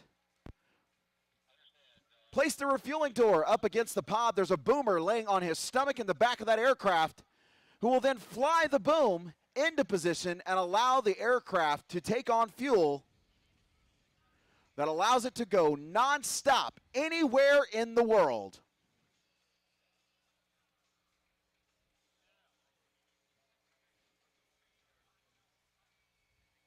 The KC-135 is one of many aircraft in the United States arsenal based off of the Boeing 707 airframe. Include the E-6B Mercury from the United States Navy and the Airborne Warning and Control aircraft, the AWACS for the United States Air Force. All of these aircraft started their careers in the 1950s. The Strato tanker became a workhorse starting in the Vietnam War, and it's being used to this day and is projected to be used all the way until the 2030s. It is slowly being replaced by the KC-46 Pegasus, the Air Force's newest air refueler. The maintenance cost of the old 707 airframes has climbed significantly in recent years.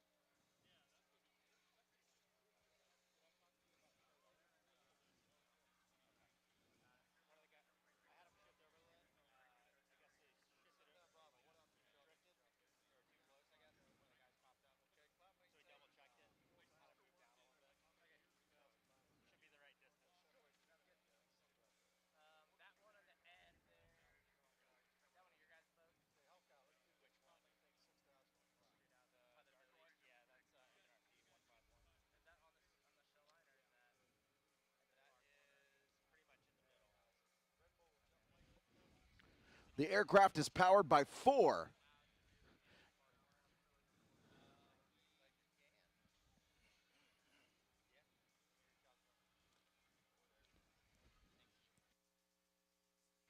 The aircraft is powered by 4 GE F-108 turbofan engines.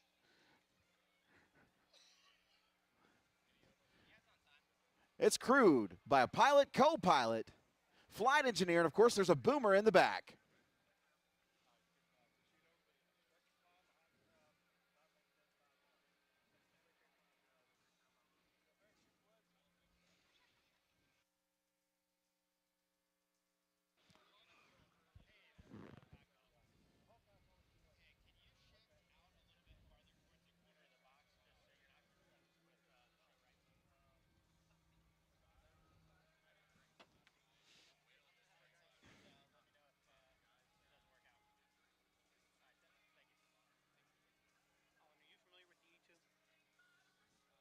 Sorry?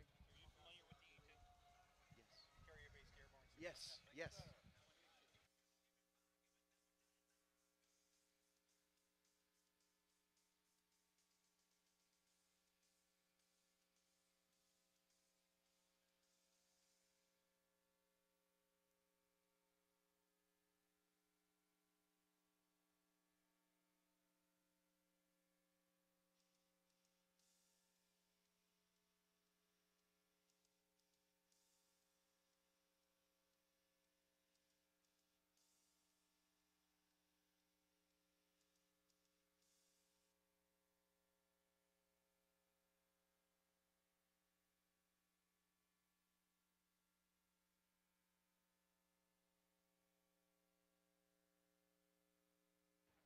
Ladies and gentlemen, this will be the final pass for the KC-135.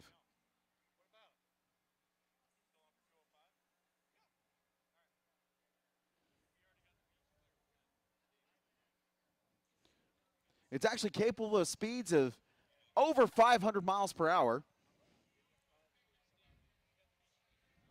Its turning radius, obviously, not as great as the jets that we've seen so far today.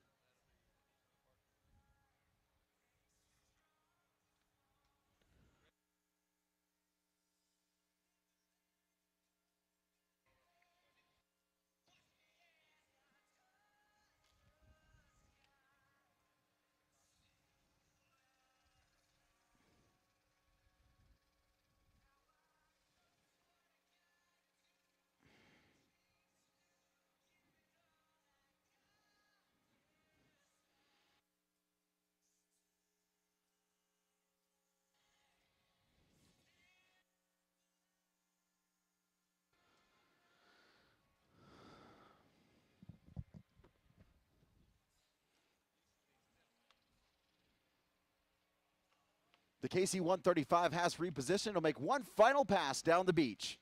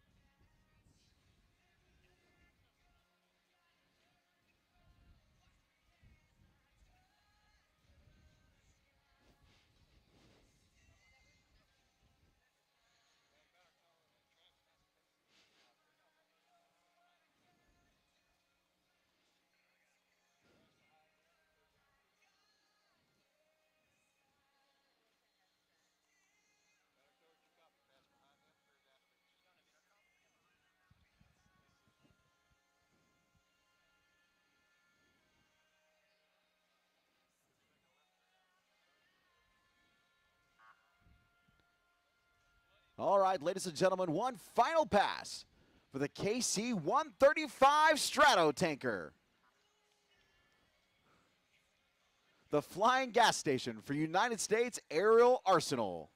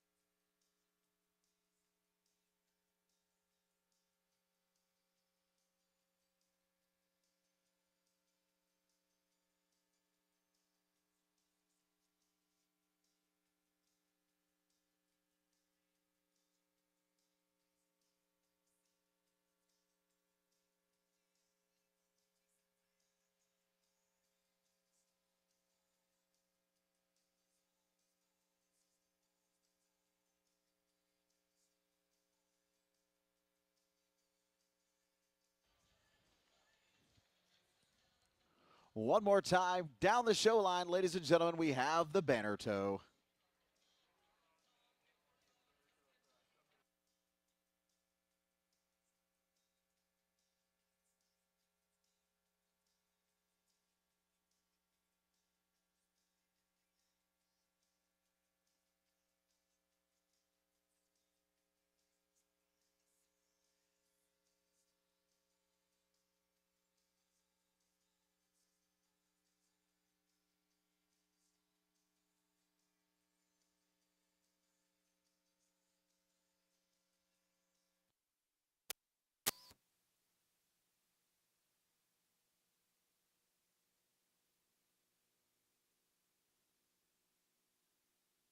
Test 1 2, test 1 2, test 1 2. Thanks.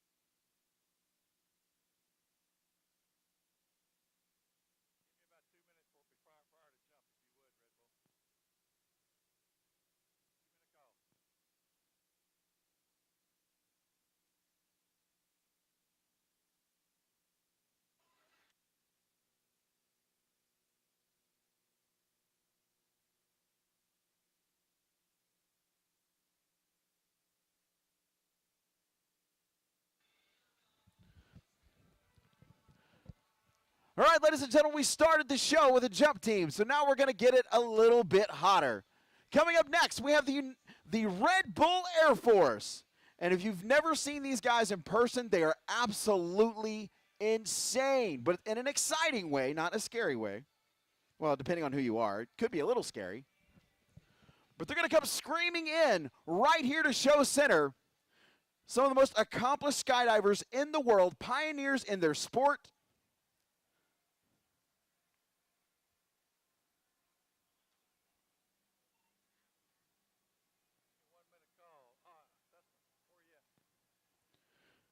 Right now they're on board that Cessna 182 aircraft carrying 3 members of the Red Bull Air Force. Mr. Miles Dasher, Mike Swanson, and Amy Shemelecki. She's going to be flying a high-speed parachute. They're right overhead right now.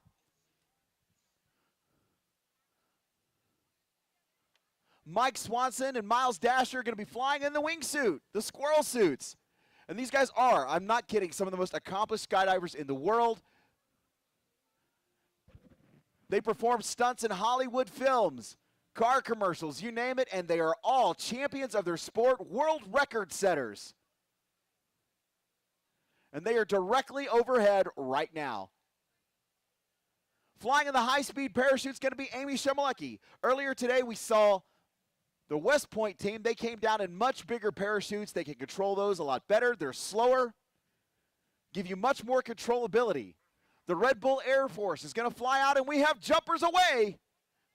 That's Amy Shemelecki coming out in that high-speed parachute. She's going to pop her canopy up there at about 4,800 feet. Now we're looking for Mike Swanson and Miles Dasher to be coming out right behind her, and they're going to come screaming past her in those squirrel suits. They're going to let Amy get a little bit lower. There they go. We have jumpers away. Ladies and gentlemen, Miles and Mike are out of the aircraft, and watch as they come screaming through the sky. They're aiming right to go splitting right past Amy Shemelecki. There they go, ladies and gentlemen, the Red Bull Air Force.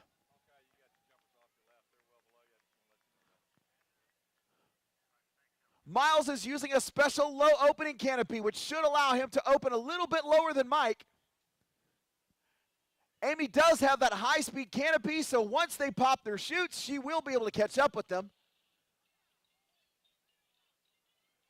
It should be Mike Swanson that popped his canopy first. Maybe it was Miles Dasher. I'm not real sure. We'll find out when they get a little bit lower. You see those Red Bull canopies, you're going to find that they come down a lot faster. They're going to come down right here at Show Center. And you guys have been a great crowd today, but I really want you to let them hear it when they get down here. There's no engine noise here, folks. They're going to hear everything you do. And watch as they direct their energy. They're going to spiral down. Check it out right there. If you want to follow their adventures, Miles is absolutely off the charts, insane. He has a web series called Miles Above. You can go check that out. Mike Swanson, multiple world record holder. Check out their bios on the Red Bull Air Force website, folks. They are absolutely amazing people. Amy is a stunt woman, military instructor for skydiving.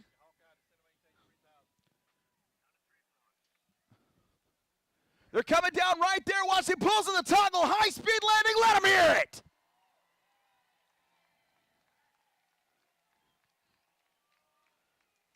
Check that out, ladies and gentlemen. They're not done yet.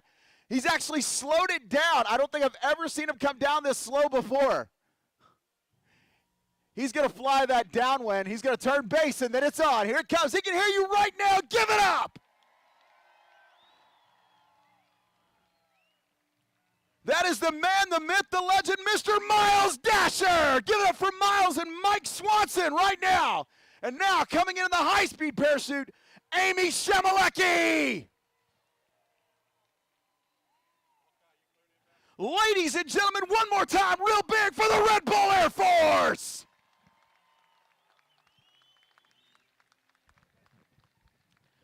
Absolutely amazing, guys. We look forward to tomorrow. Now we have the United States Navy's E-2C Hawkeye aircraft inbound.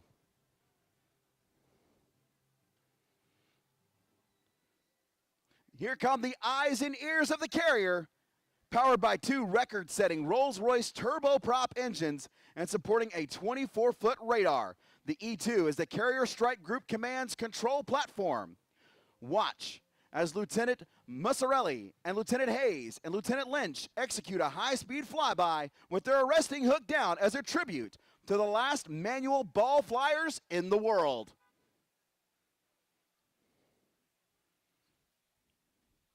The Hawkeye is in the holding pattern directly behind us right now. They've been cleared into the box. The Northrop Grumman E-2 Hawkeye is an all-weather carrier-capable tactical airborne warning and control aircraft. The twin turboprop was designed and developed during the 1950s and early 60s. It's a replacement for the earlier piston engine E-1 Tracer. The aircraft has been performance and has been upgraded. The B and C versions, most of the changes were made to the radar and radio communications. Due to the advances in electronic integrated circuits and other electronics, the fourth major version of the Hawkeye is the D model, which first flew in 2007. The E-2 was first aircraft designed specifically for its role, as opposed to a modification like the AWACS for the Boeing 707 model, which is what the Air Force uses. Variants of the Hawkeye have been in continuous production since the 1960s, giving it the longest production run of any carrier-based aircraft. Ladies and gentlemen, high and from the right, the E-2C Hawkeye.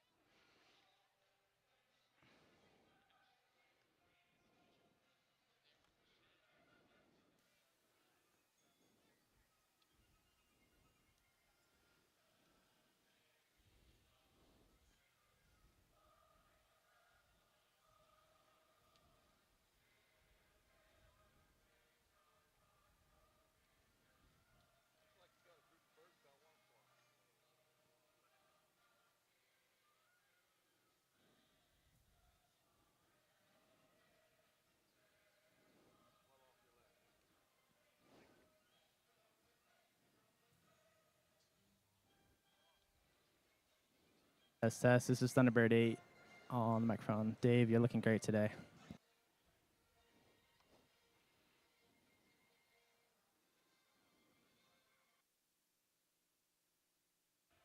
Ladies and gentlemen, the Greyhawks from VAW 120 and the E2C Hawkeye.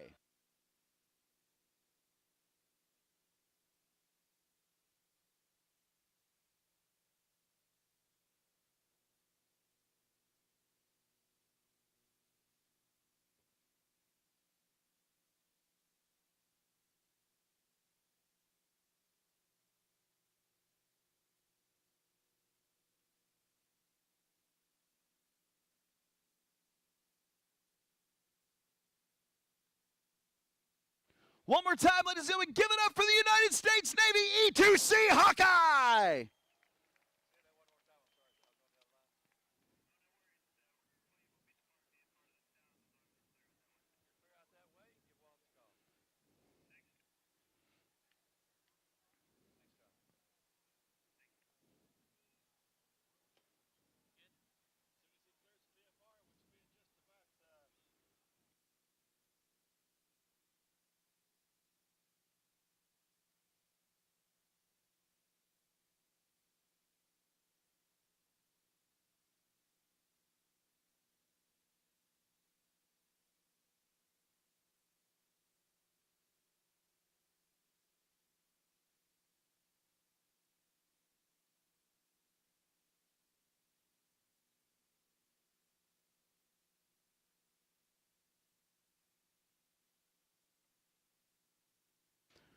All right, ladies and gentlemen, we're running out of things to show you, honestly.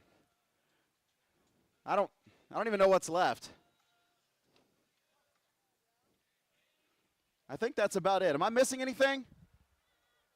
What was that? Sorry, one more time. What am I missing? Oh, right, those guys. Yeah, they're here.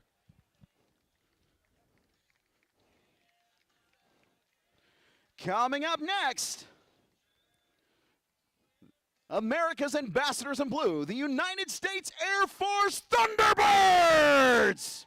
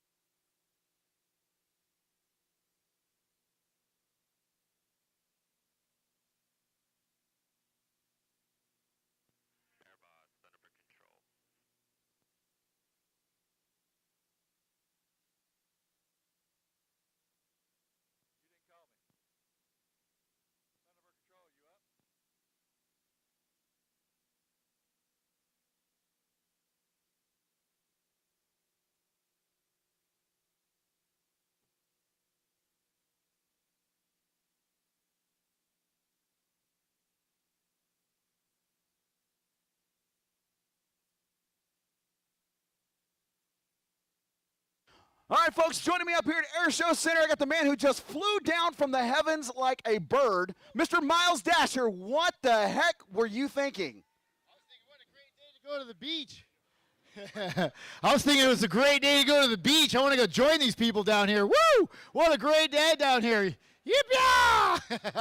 You came in really hot, dude. That was pretty awesome. Tell me something. How many jumps is that now, or do you even know? 11,111. It's kind of a bunch of ones right now, you know, but that's my 1-1-1-1-1 jump. So I was telling everybody that your parachutes are smaller. Now, you have a low opening parachute today, right? Yes, yeah, I'm jumping. Mine's a big one. I got a 240 square feet of nylon over my head. And you see Mike Swanson, he landed first. He's got 120 square foot. So his is half the size of mine. And Amy Shemalecki, she came in faster than a speeding ticket at the end. And she's looking at a 70 square foot canopy. So hers is a third of mine. She was cooking coming in, man. That was awesome. That's why she's in the Skydiving Hall of Fame. Yes, Yip-yah, sir. Amy Shemalecki. Yeah. What a great day. Thanks for having us out here. Woo! Brother, we are happy to have you on the Air Dot Show Tour. We've had you a couple times this year. It's been amazing. We hope to have you more often, man. You were always exciting. Thanks for having us out here, brother. Thank you so much. What a great day. I love what you do with the weather here. Woo! Yeah, thank you, Ocean City.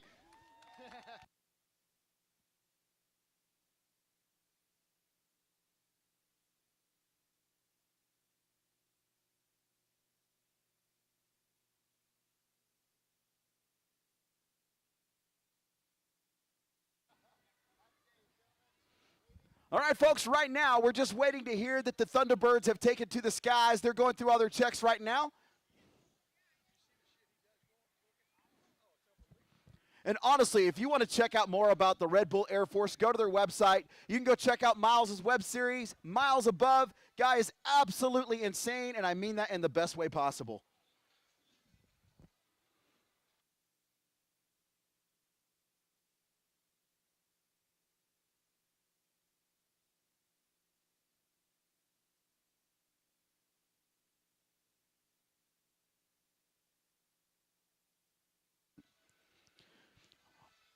Ladies and gentlemen, it's time to turn the airspace and the mic over to America's ambassadors in blue, the United States Air Force Thunderbirds!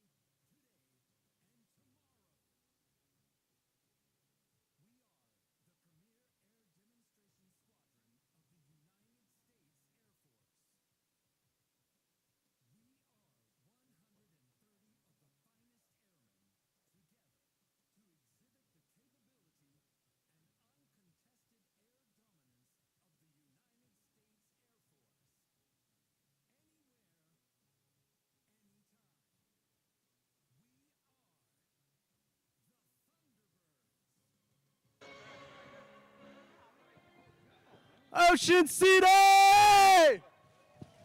Y'all ready for the Thunderbirds? Good afternoon, ladies and gentlemen. I'm Major Jeff Downey, Thunderbird 8, the team's advanced pilot and narrator from Arlington, Virginia. It's great to be here at Maryland in Ocean City, and today I want to tell you about the Thunderbird mission, a demonstration of the teamwork, dedication, and professionalism that mirrors that of your Air Force active duty, Guard, and Reserve personnel deployed around the globe. The Thunderbird team is comprised of proud professionals who are motivated by a passion for service and a commitment to excellence. It all started in 1953 with the F-84 Thunderjet. In just 6 days, the first Thunderbird team crafted a demonstration that would shape the future of military jet demonstration teams for years to come. The Thunderbirds became the first supersonic-capable jet demo team in 1956 with the transition to the F-100 Super Sabre. In the early years, flying at supersonic speeds and creating a sonic boom was an accepted way to begin the demonstration. And while supersonic flight is now prohibited, the Thunderbird tradition of showcasing America's frontline fighter aircraft and representing the pride, precision, and professionalism of all our 697,000 airmen continues today in the current team you see before you. With 28 different Air Force career fields, this team is a diverse group of exceptional airmen from all across this great nation who have committed to a mission greater than themselves. Each Thunderbird is filled with an intense passion, a sense of pride and purpose that represents the agile combat capability of your United States Air Force.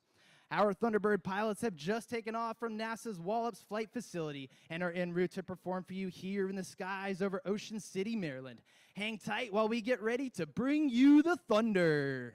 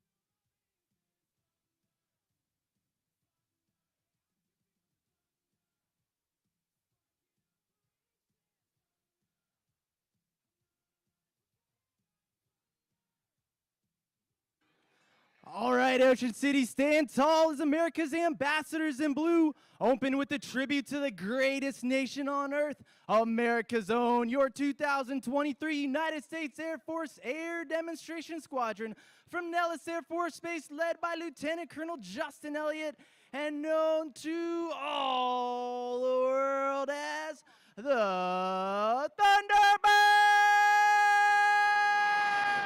Woo!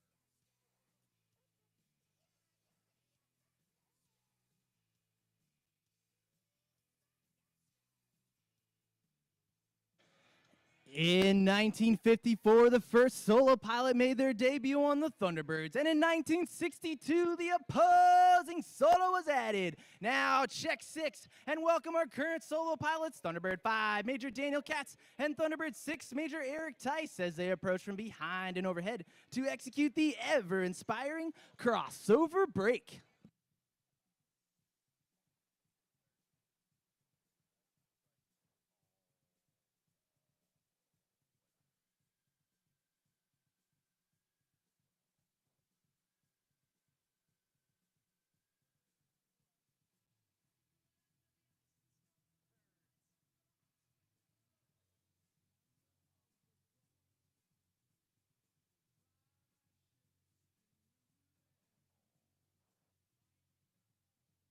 Right, Thunderbird fans, have your cameras ready for a picture of formation flying at its finest as the diamond is approaching from the right at a mere 18 inches apart from canopy to wingtip for your 2023 Diamond Pass in review.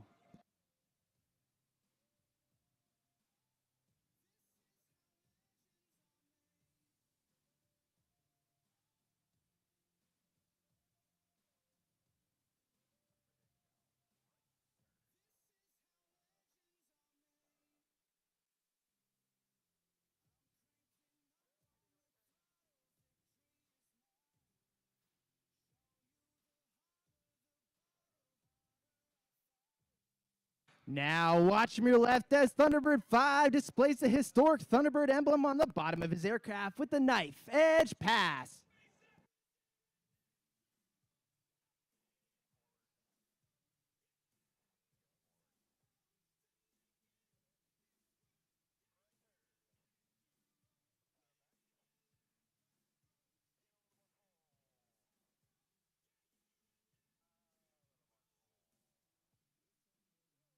The original Thunderbird Diamond was led by Major Dick Catledge, with twin captains Buck and Bill Patillo as wingmen and Captain Kanaga as the slot pilot.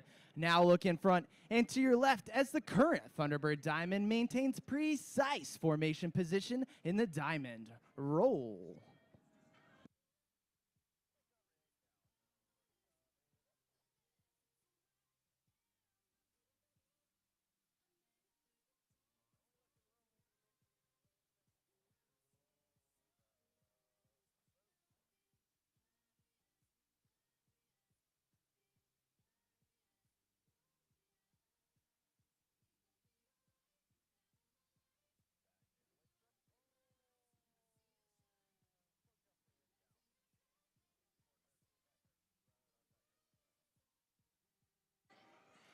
As we fly for you today, we are proud to represent America's Air Force. We are the most lethal Air Force on the planet. Now look back to the right and find Thunderbirds 5 and 6 teamed up this time to create a mirror image in their trademark, Calypso Pass.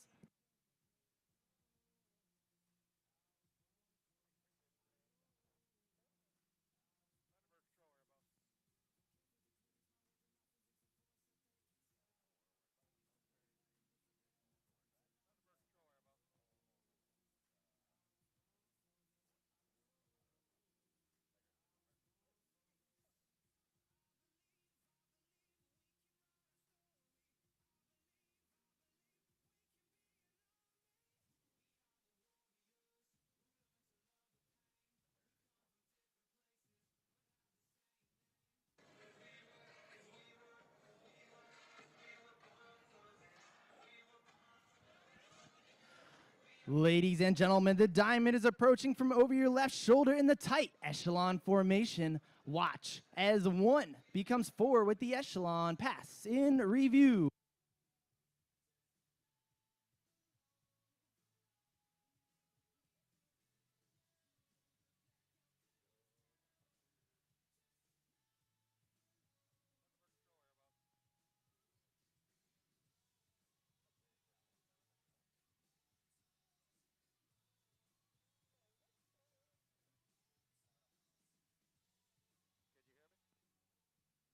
Surprise, Ocean City. That was Thunderbird 6 sneaking up on you with the sound of freedom. Now from your left, watch as our lead solo Major Cats maintains level flight while performing the challenging slow roll.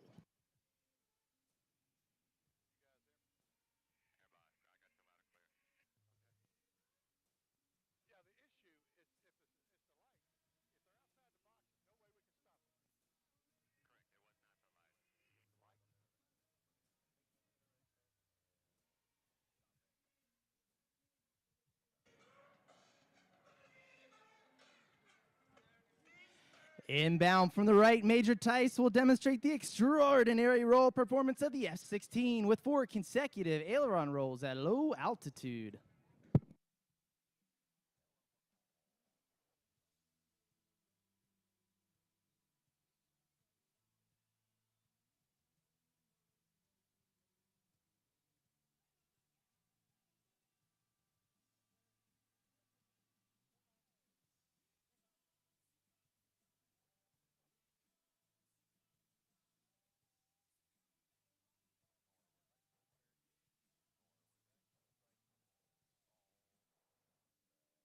The Diamond is now approaching from the right. This is a rare opportunity to go inside the cockpit of Thunderbird 1 as Lieutenant Colonel Justin Elliott calls for the 4 Diamond pilots to perform simultaneous aileron rolls in close formation.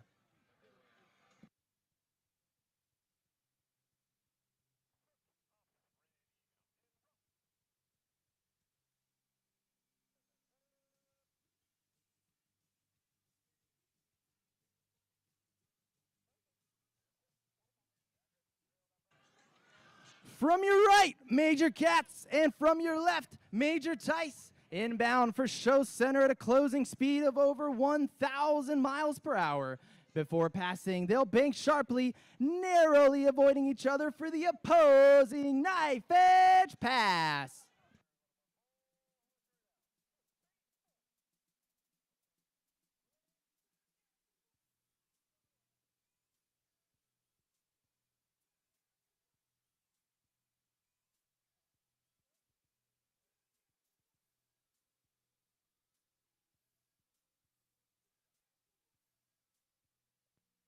Approaching ahead and to your left, the Thunderbirds are in the challenging trail formation, with each wingman flying just a few feet from the aircraft in front of them. On command, watch as they smoothly transition back to the Thunderbird Diamond formation.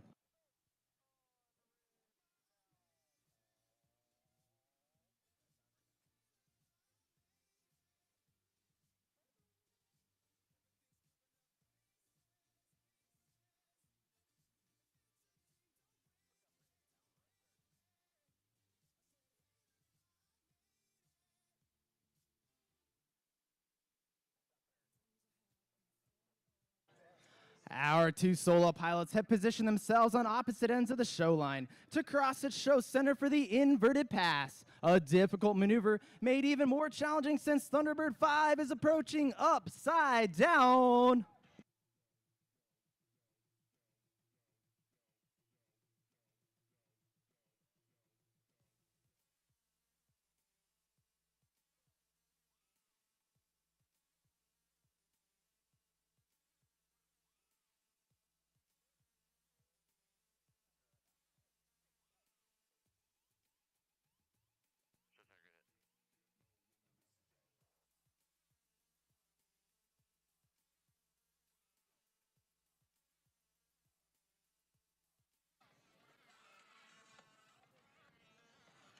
From directly in front, Thunderbirds 1 through 4 will pull straight up into the vertical and trail formation. Emerging from the smoke, you will see the pilots have skillfully transformed back into the Thunderbird Diamond formation.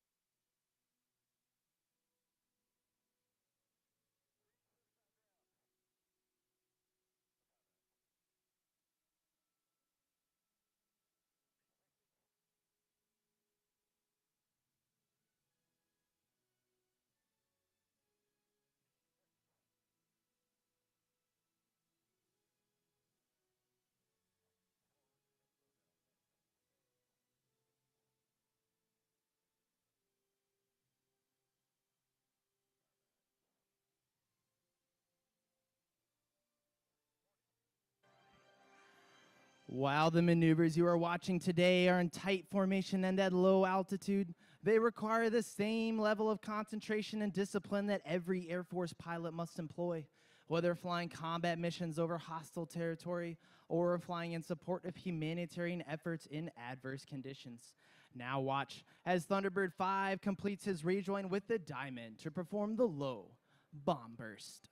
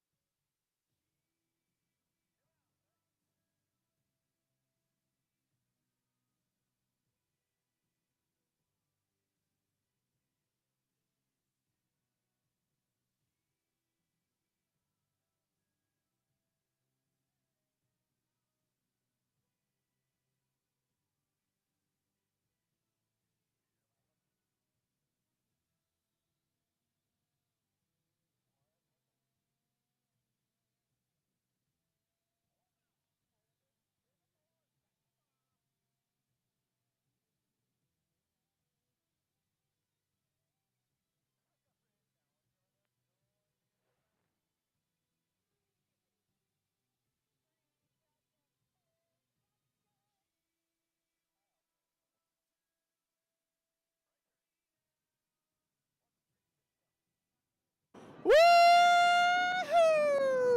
That was Major Daniel Katz, Thunderbird 5, with one more surprise as he approached supersonic speeds. And while supersonic speeds are critical in chasing down the enemy, slow speed handling is just as important in aerial combat.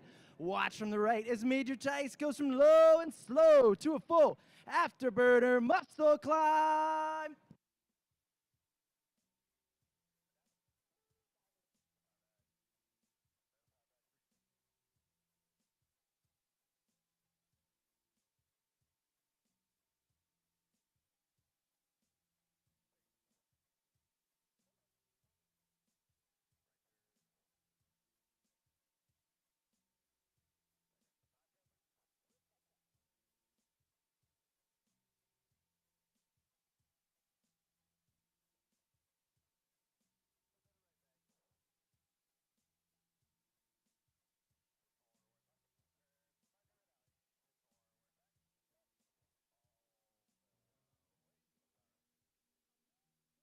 Watch as Thunderbird 5 rejoins with the diamond to the right as this familiar formation approaches to perform the 5-card loop.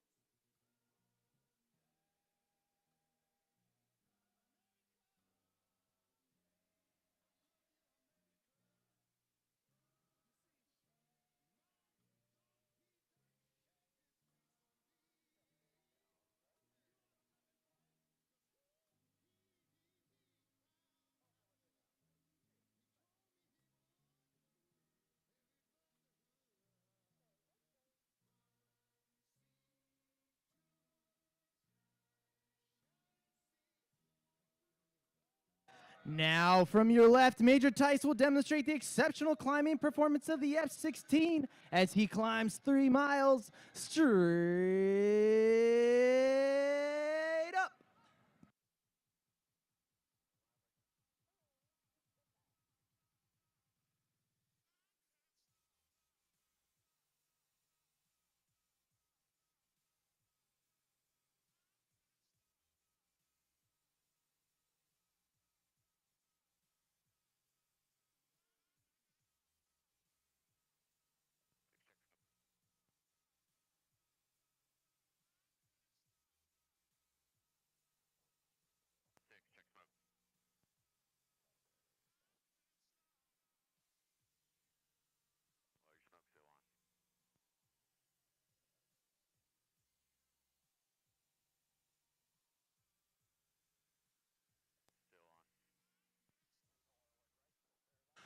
Ladies and gentlemen, the Thunderbirds would like to dedicate this next pass to all the families here today whose loved ones are deployed around the globe in the defense of our freedoms.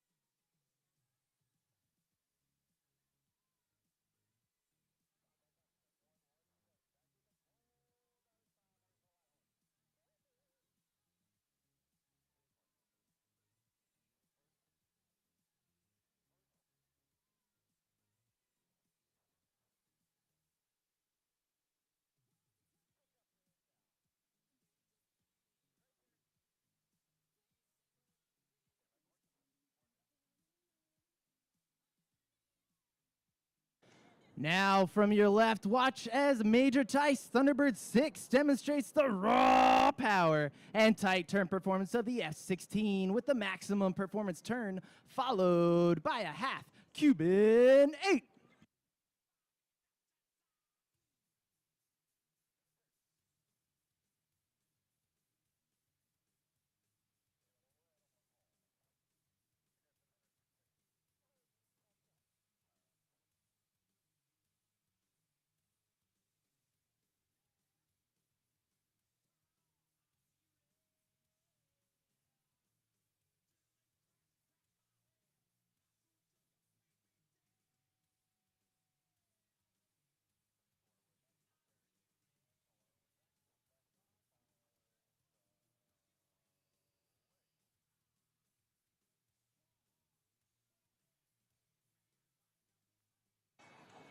Look over the buildings to your right for precision flying under G and feel the power of the Diamond Burner 360.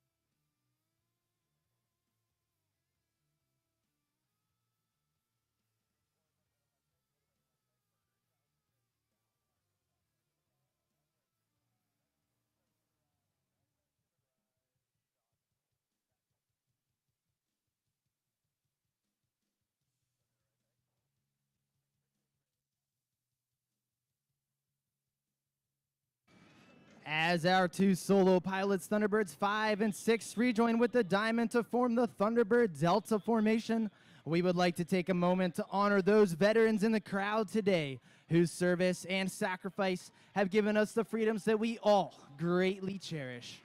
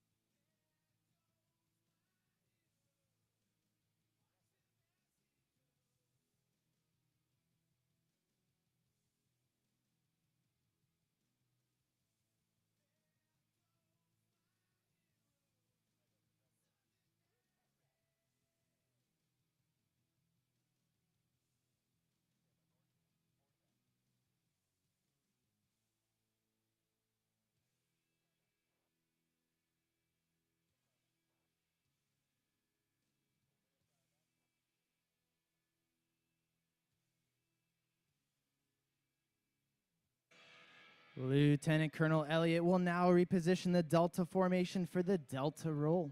As you take time to watch the precision required to maneuver 6 F-16s as one formation, let that serve as a reminder of not just the teamwork, but also the dedication and commitment that makes our team and the United States Air Force the most capable and credible force on this planet.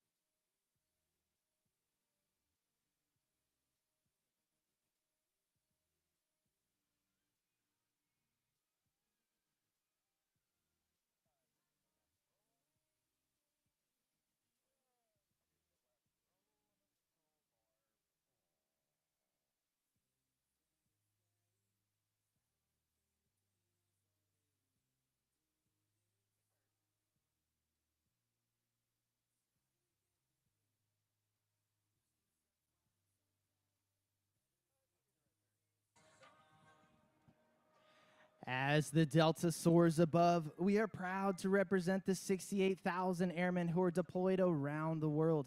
While our airmen, guardians, soldiers, sailors, coasties, and Marines risk their lives every day to fight for democracy, it is the families that stay behind who are the silent heroes of our military. Their sacrifices do not go unrecognized, and we thank every mom, dad, husband, wife, son, and daughter who support their deployed military member each day while they fight to keep our country the land of the free and the home of the brave.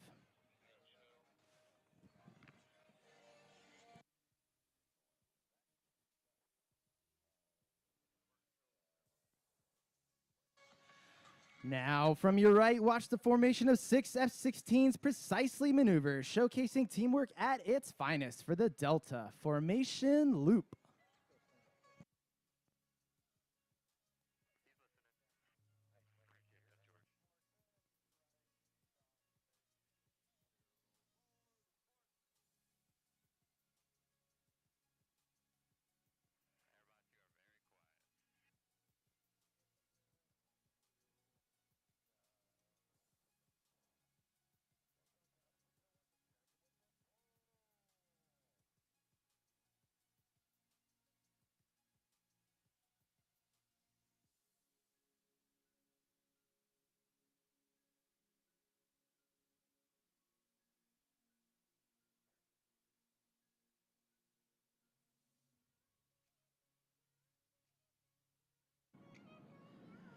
As the Delta repositions for the Delta Burst, the flying skill and grace you see evolves from 70 years of technical training and thousands of hours of practice and employment.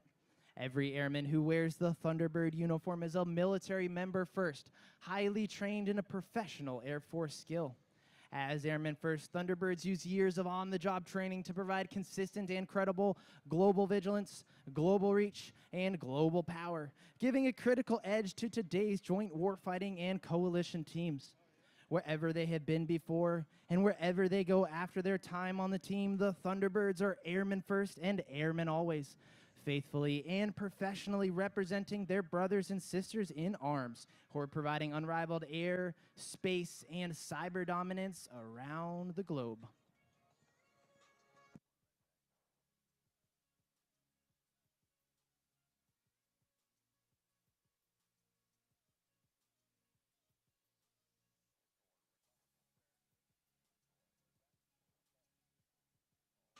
And now, approaching from directly in front, your 2023 Thunderbirds in the inspirational Delta Burst.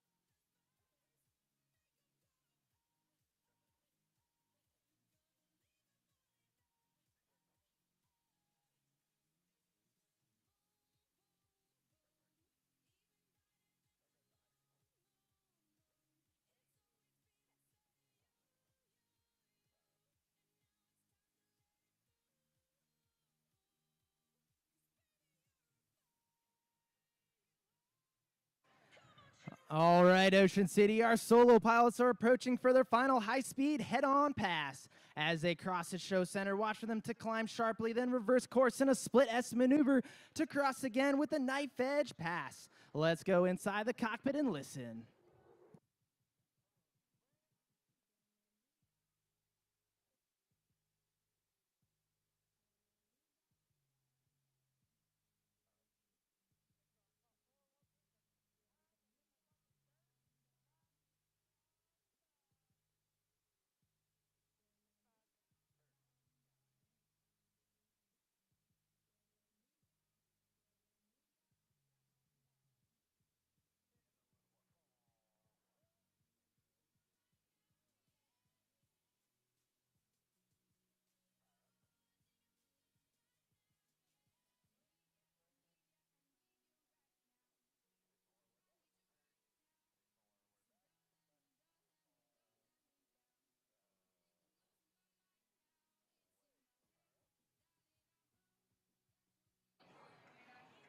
Ladies and gentlemen, no other maneuver is more closely associated with the Thunderbirds than the one you're about to see. Look to your left as the diamond approaches for the high bomb burst.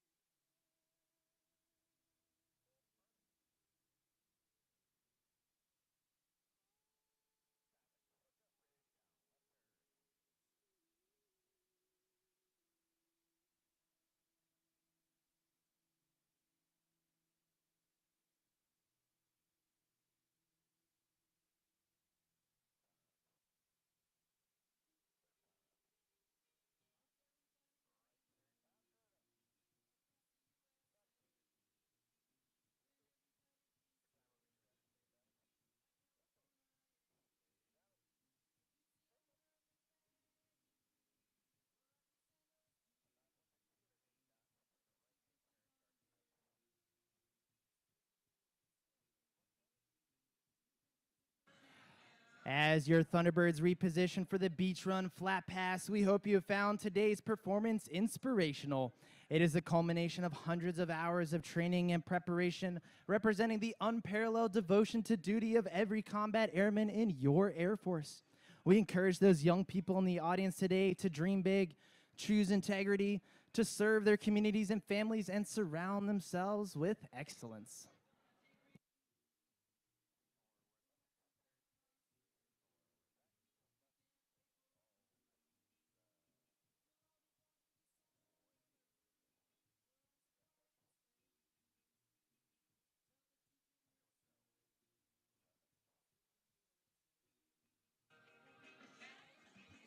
And now, inbound from the left, the Thunderbirds dedicate this final pass to all the airmen that have gone before us and that have paved the way for a brilliant future.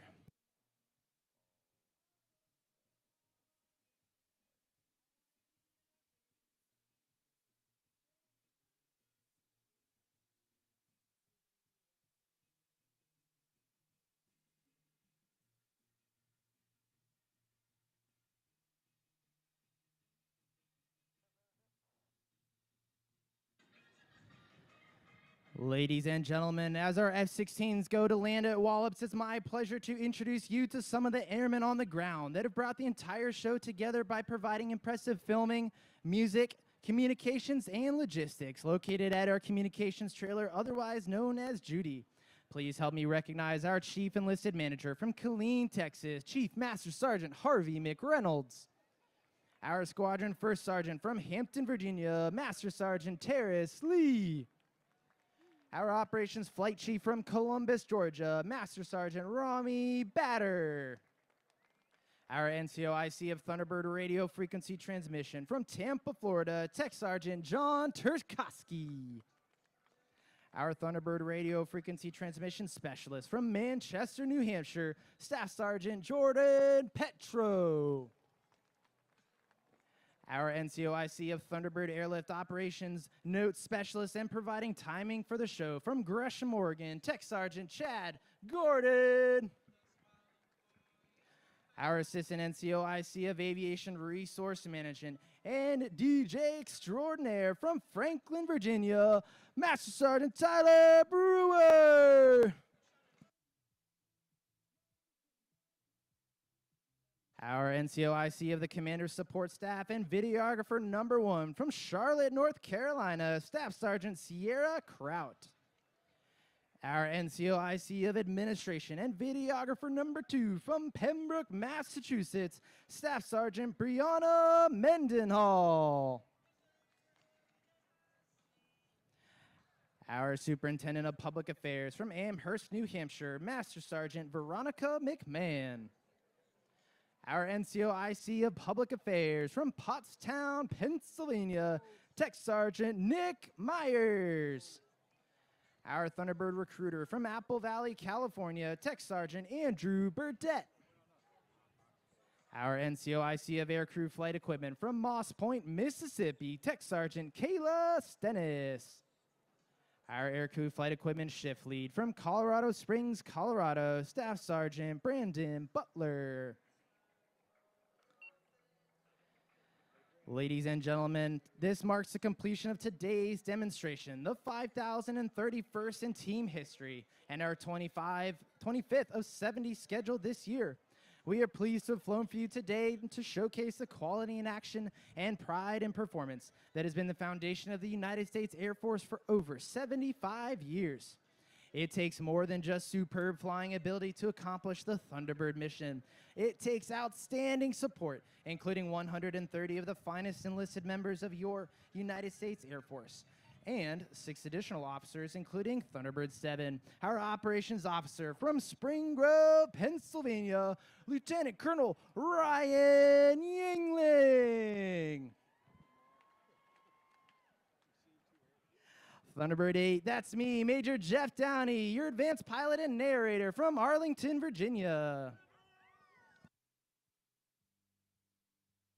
Thunderbird 9, our flight surgeon and shine out of the boat at Show Center from Mountain City, Tennessee, Major Travis Grindstaff.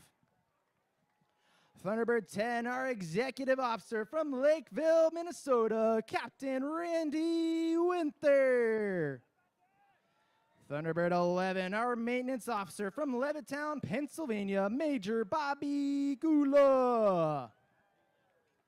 And Thunderbird 12, our public affairs officer from Clifton Park, New York, Captain Katie Toner. Ladies and gentlemen, your demonstration pilots for the 2023 Thunderbird team. Thunderbird 1, the team's commander and leader from Houston, Texas, Lieutenant Colonel Justin Elliott. Thunderbird 2, the left wing from Castleberry, Florida, Captain Zachary Taylor. Thunderbird 3, the right wing from Cincinnati, Ohio, Major Jake Impellizzeri. Thunderbird 4, the slot from Stillwater, Minnesota, Major Lauren Schlichting. Thunderbird 5, the lead solo from Los Angeles, California, Major Daniel Katz. And Thunderbird 6, the opposing solo from Cumming, Georgia, Major Eric Tice. The Thunderbirds, thank you for letting us perform for you here in the great state of Maryland. Now, it's my pleasure to hand the mic back to the voice of the Ocean City Air Show and my friend, Mr. Alan Hawk Mitchell. You got it, Hawk. Thank you, Simmer. Ladies and gentlemen, one more time, give it up for the United States Air Force Thunderbirds! And once again, for the entire crew at the Air Dot Show Tour and the 2023 OC Air Show and all of our sponsors and volunteers, thanks for coming out today. We're going to reset and do it all again tomorrow. We will see you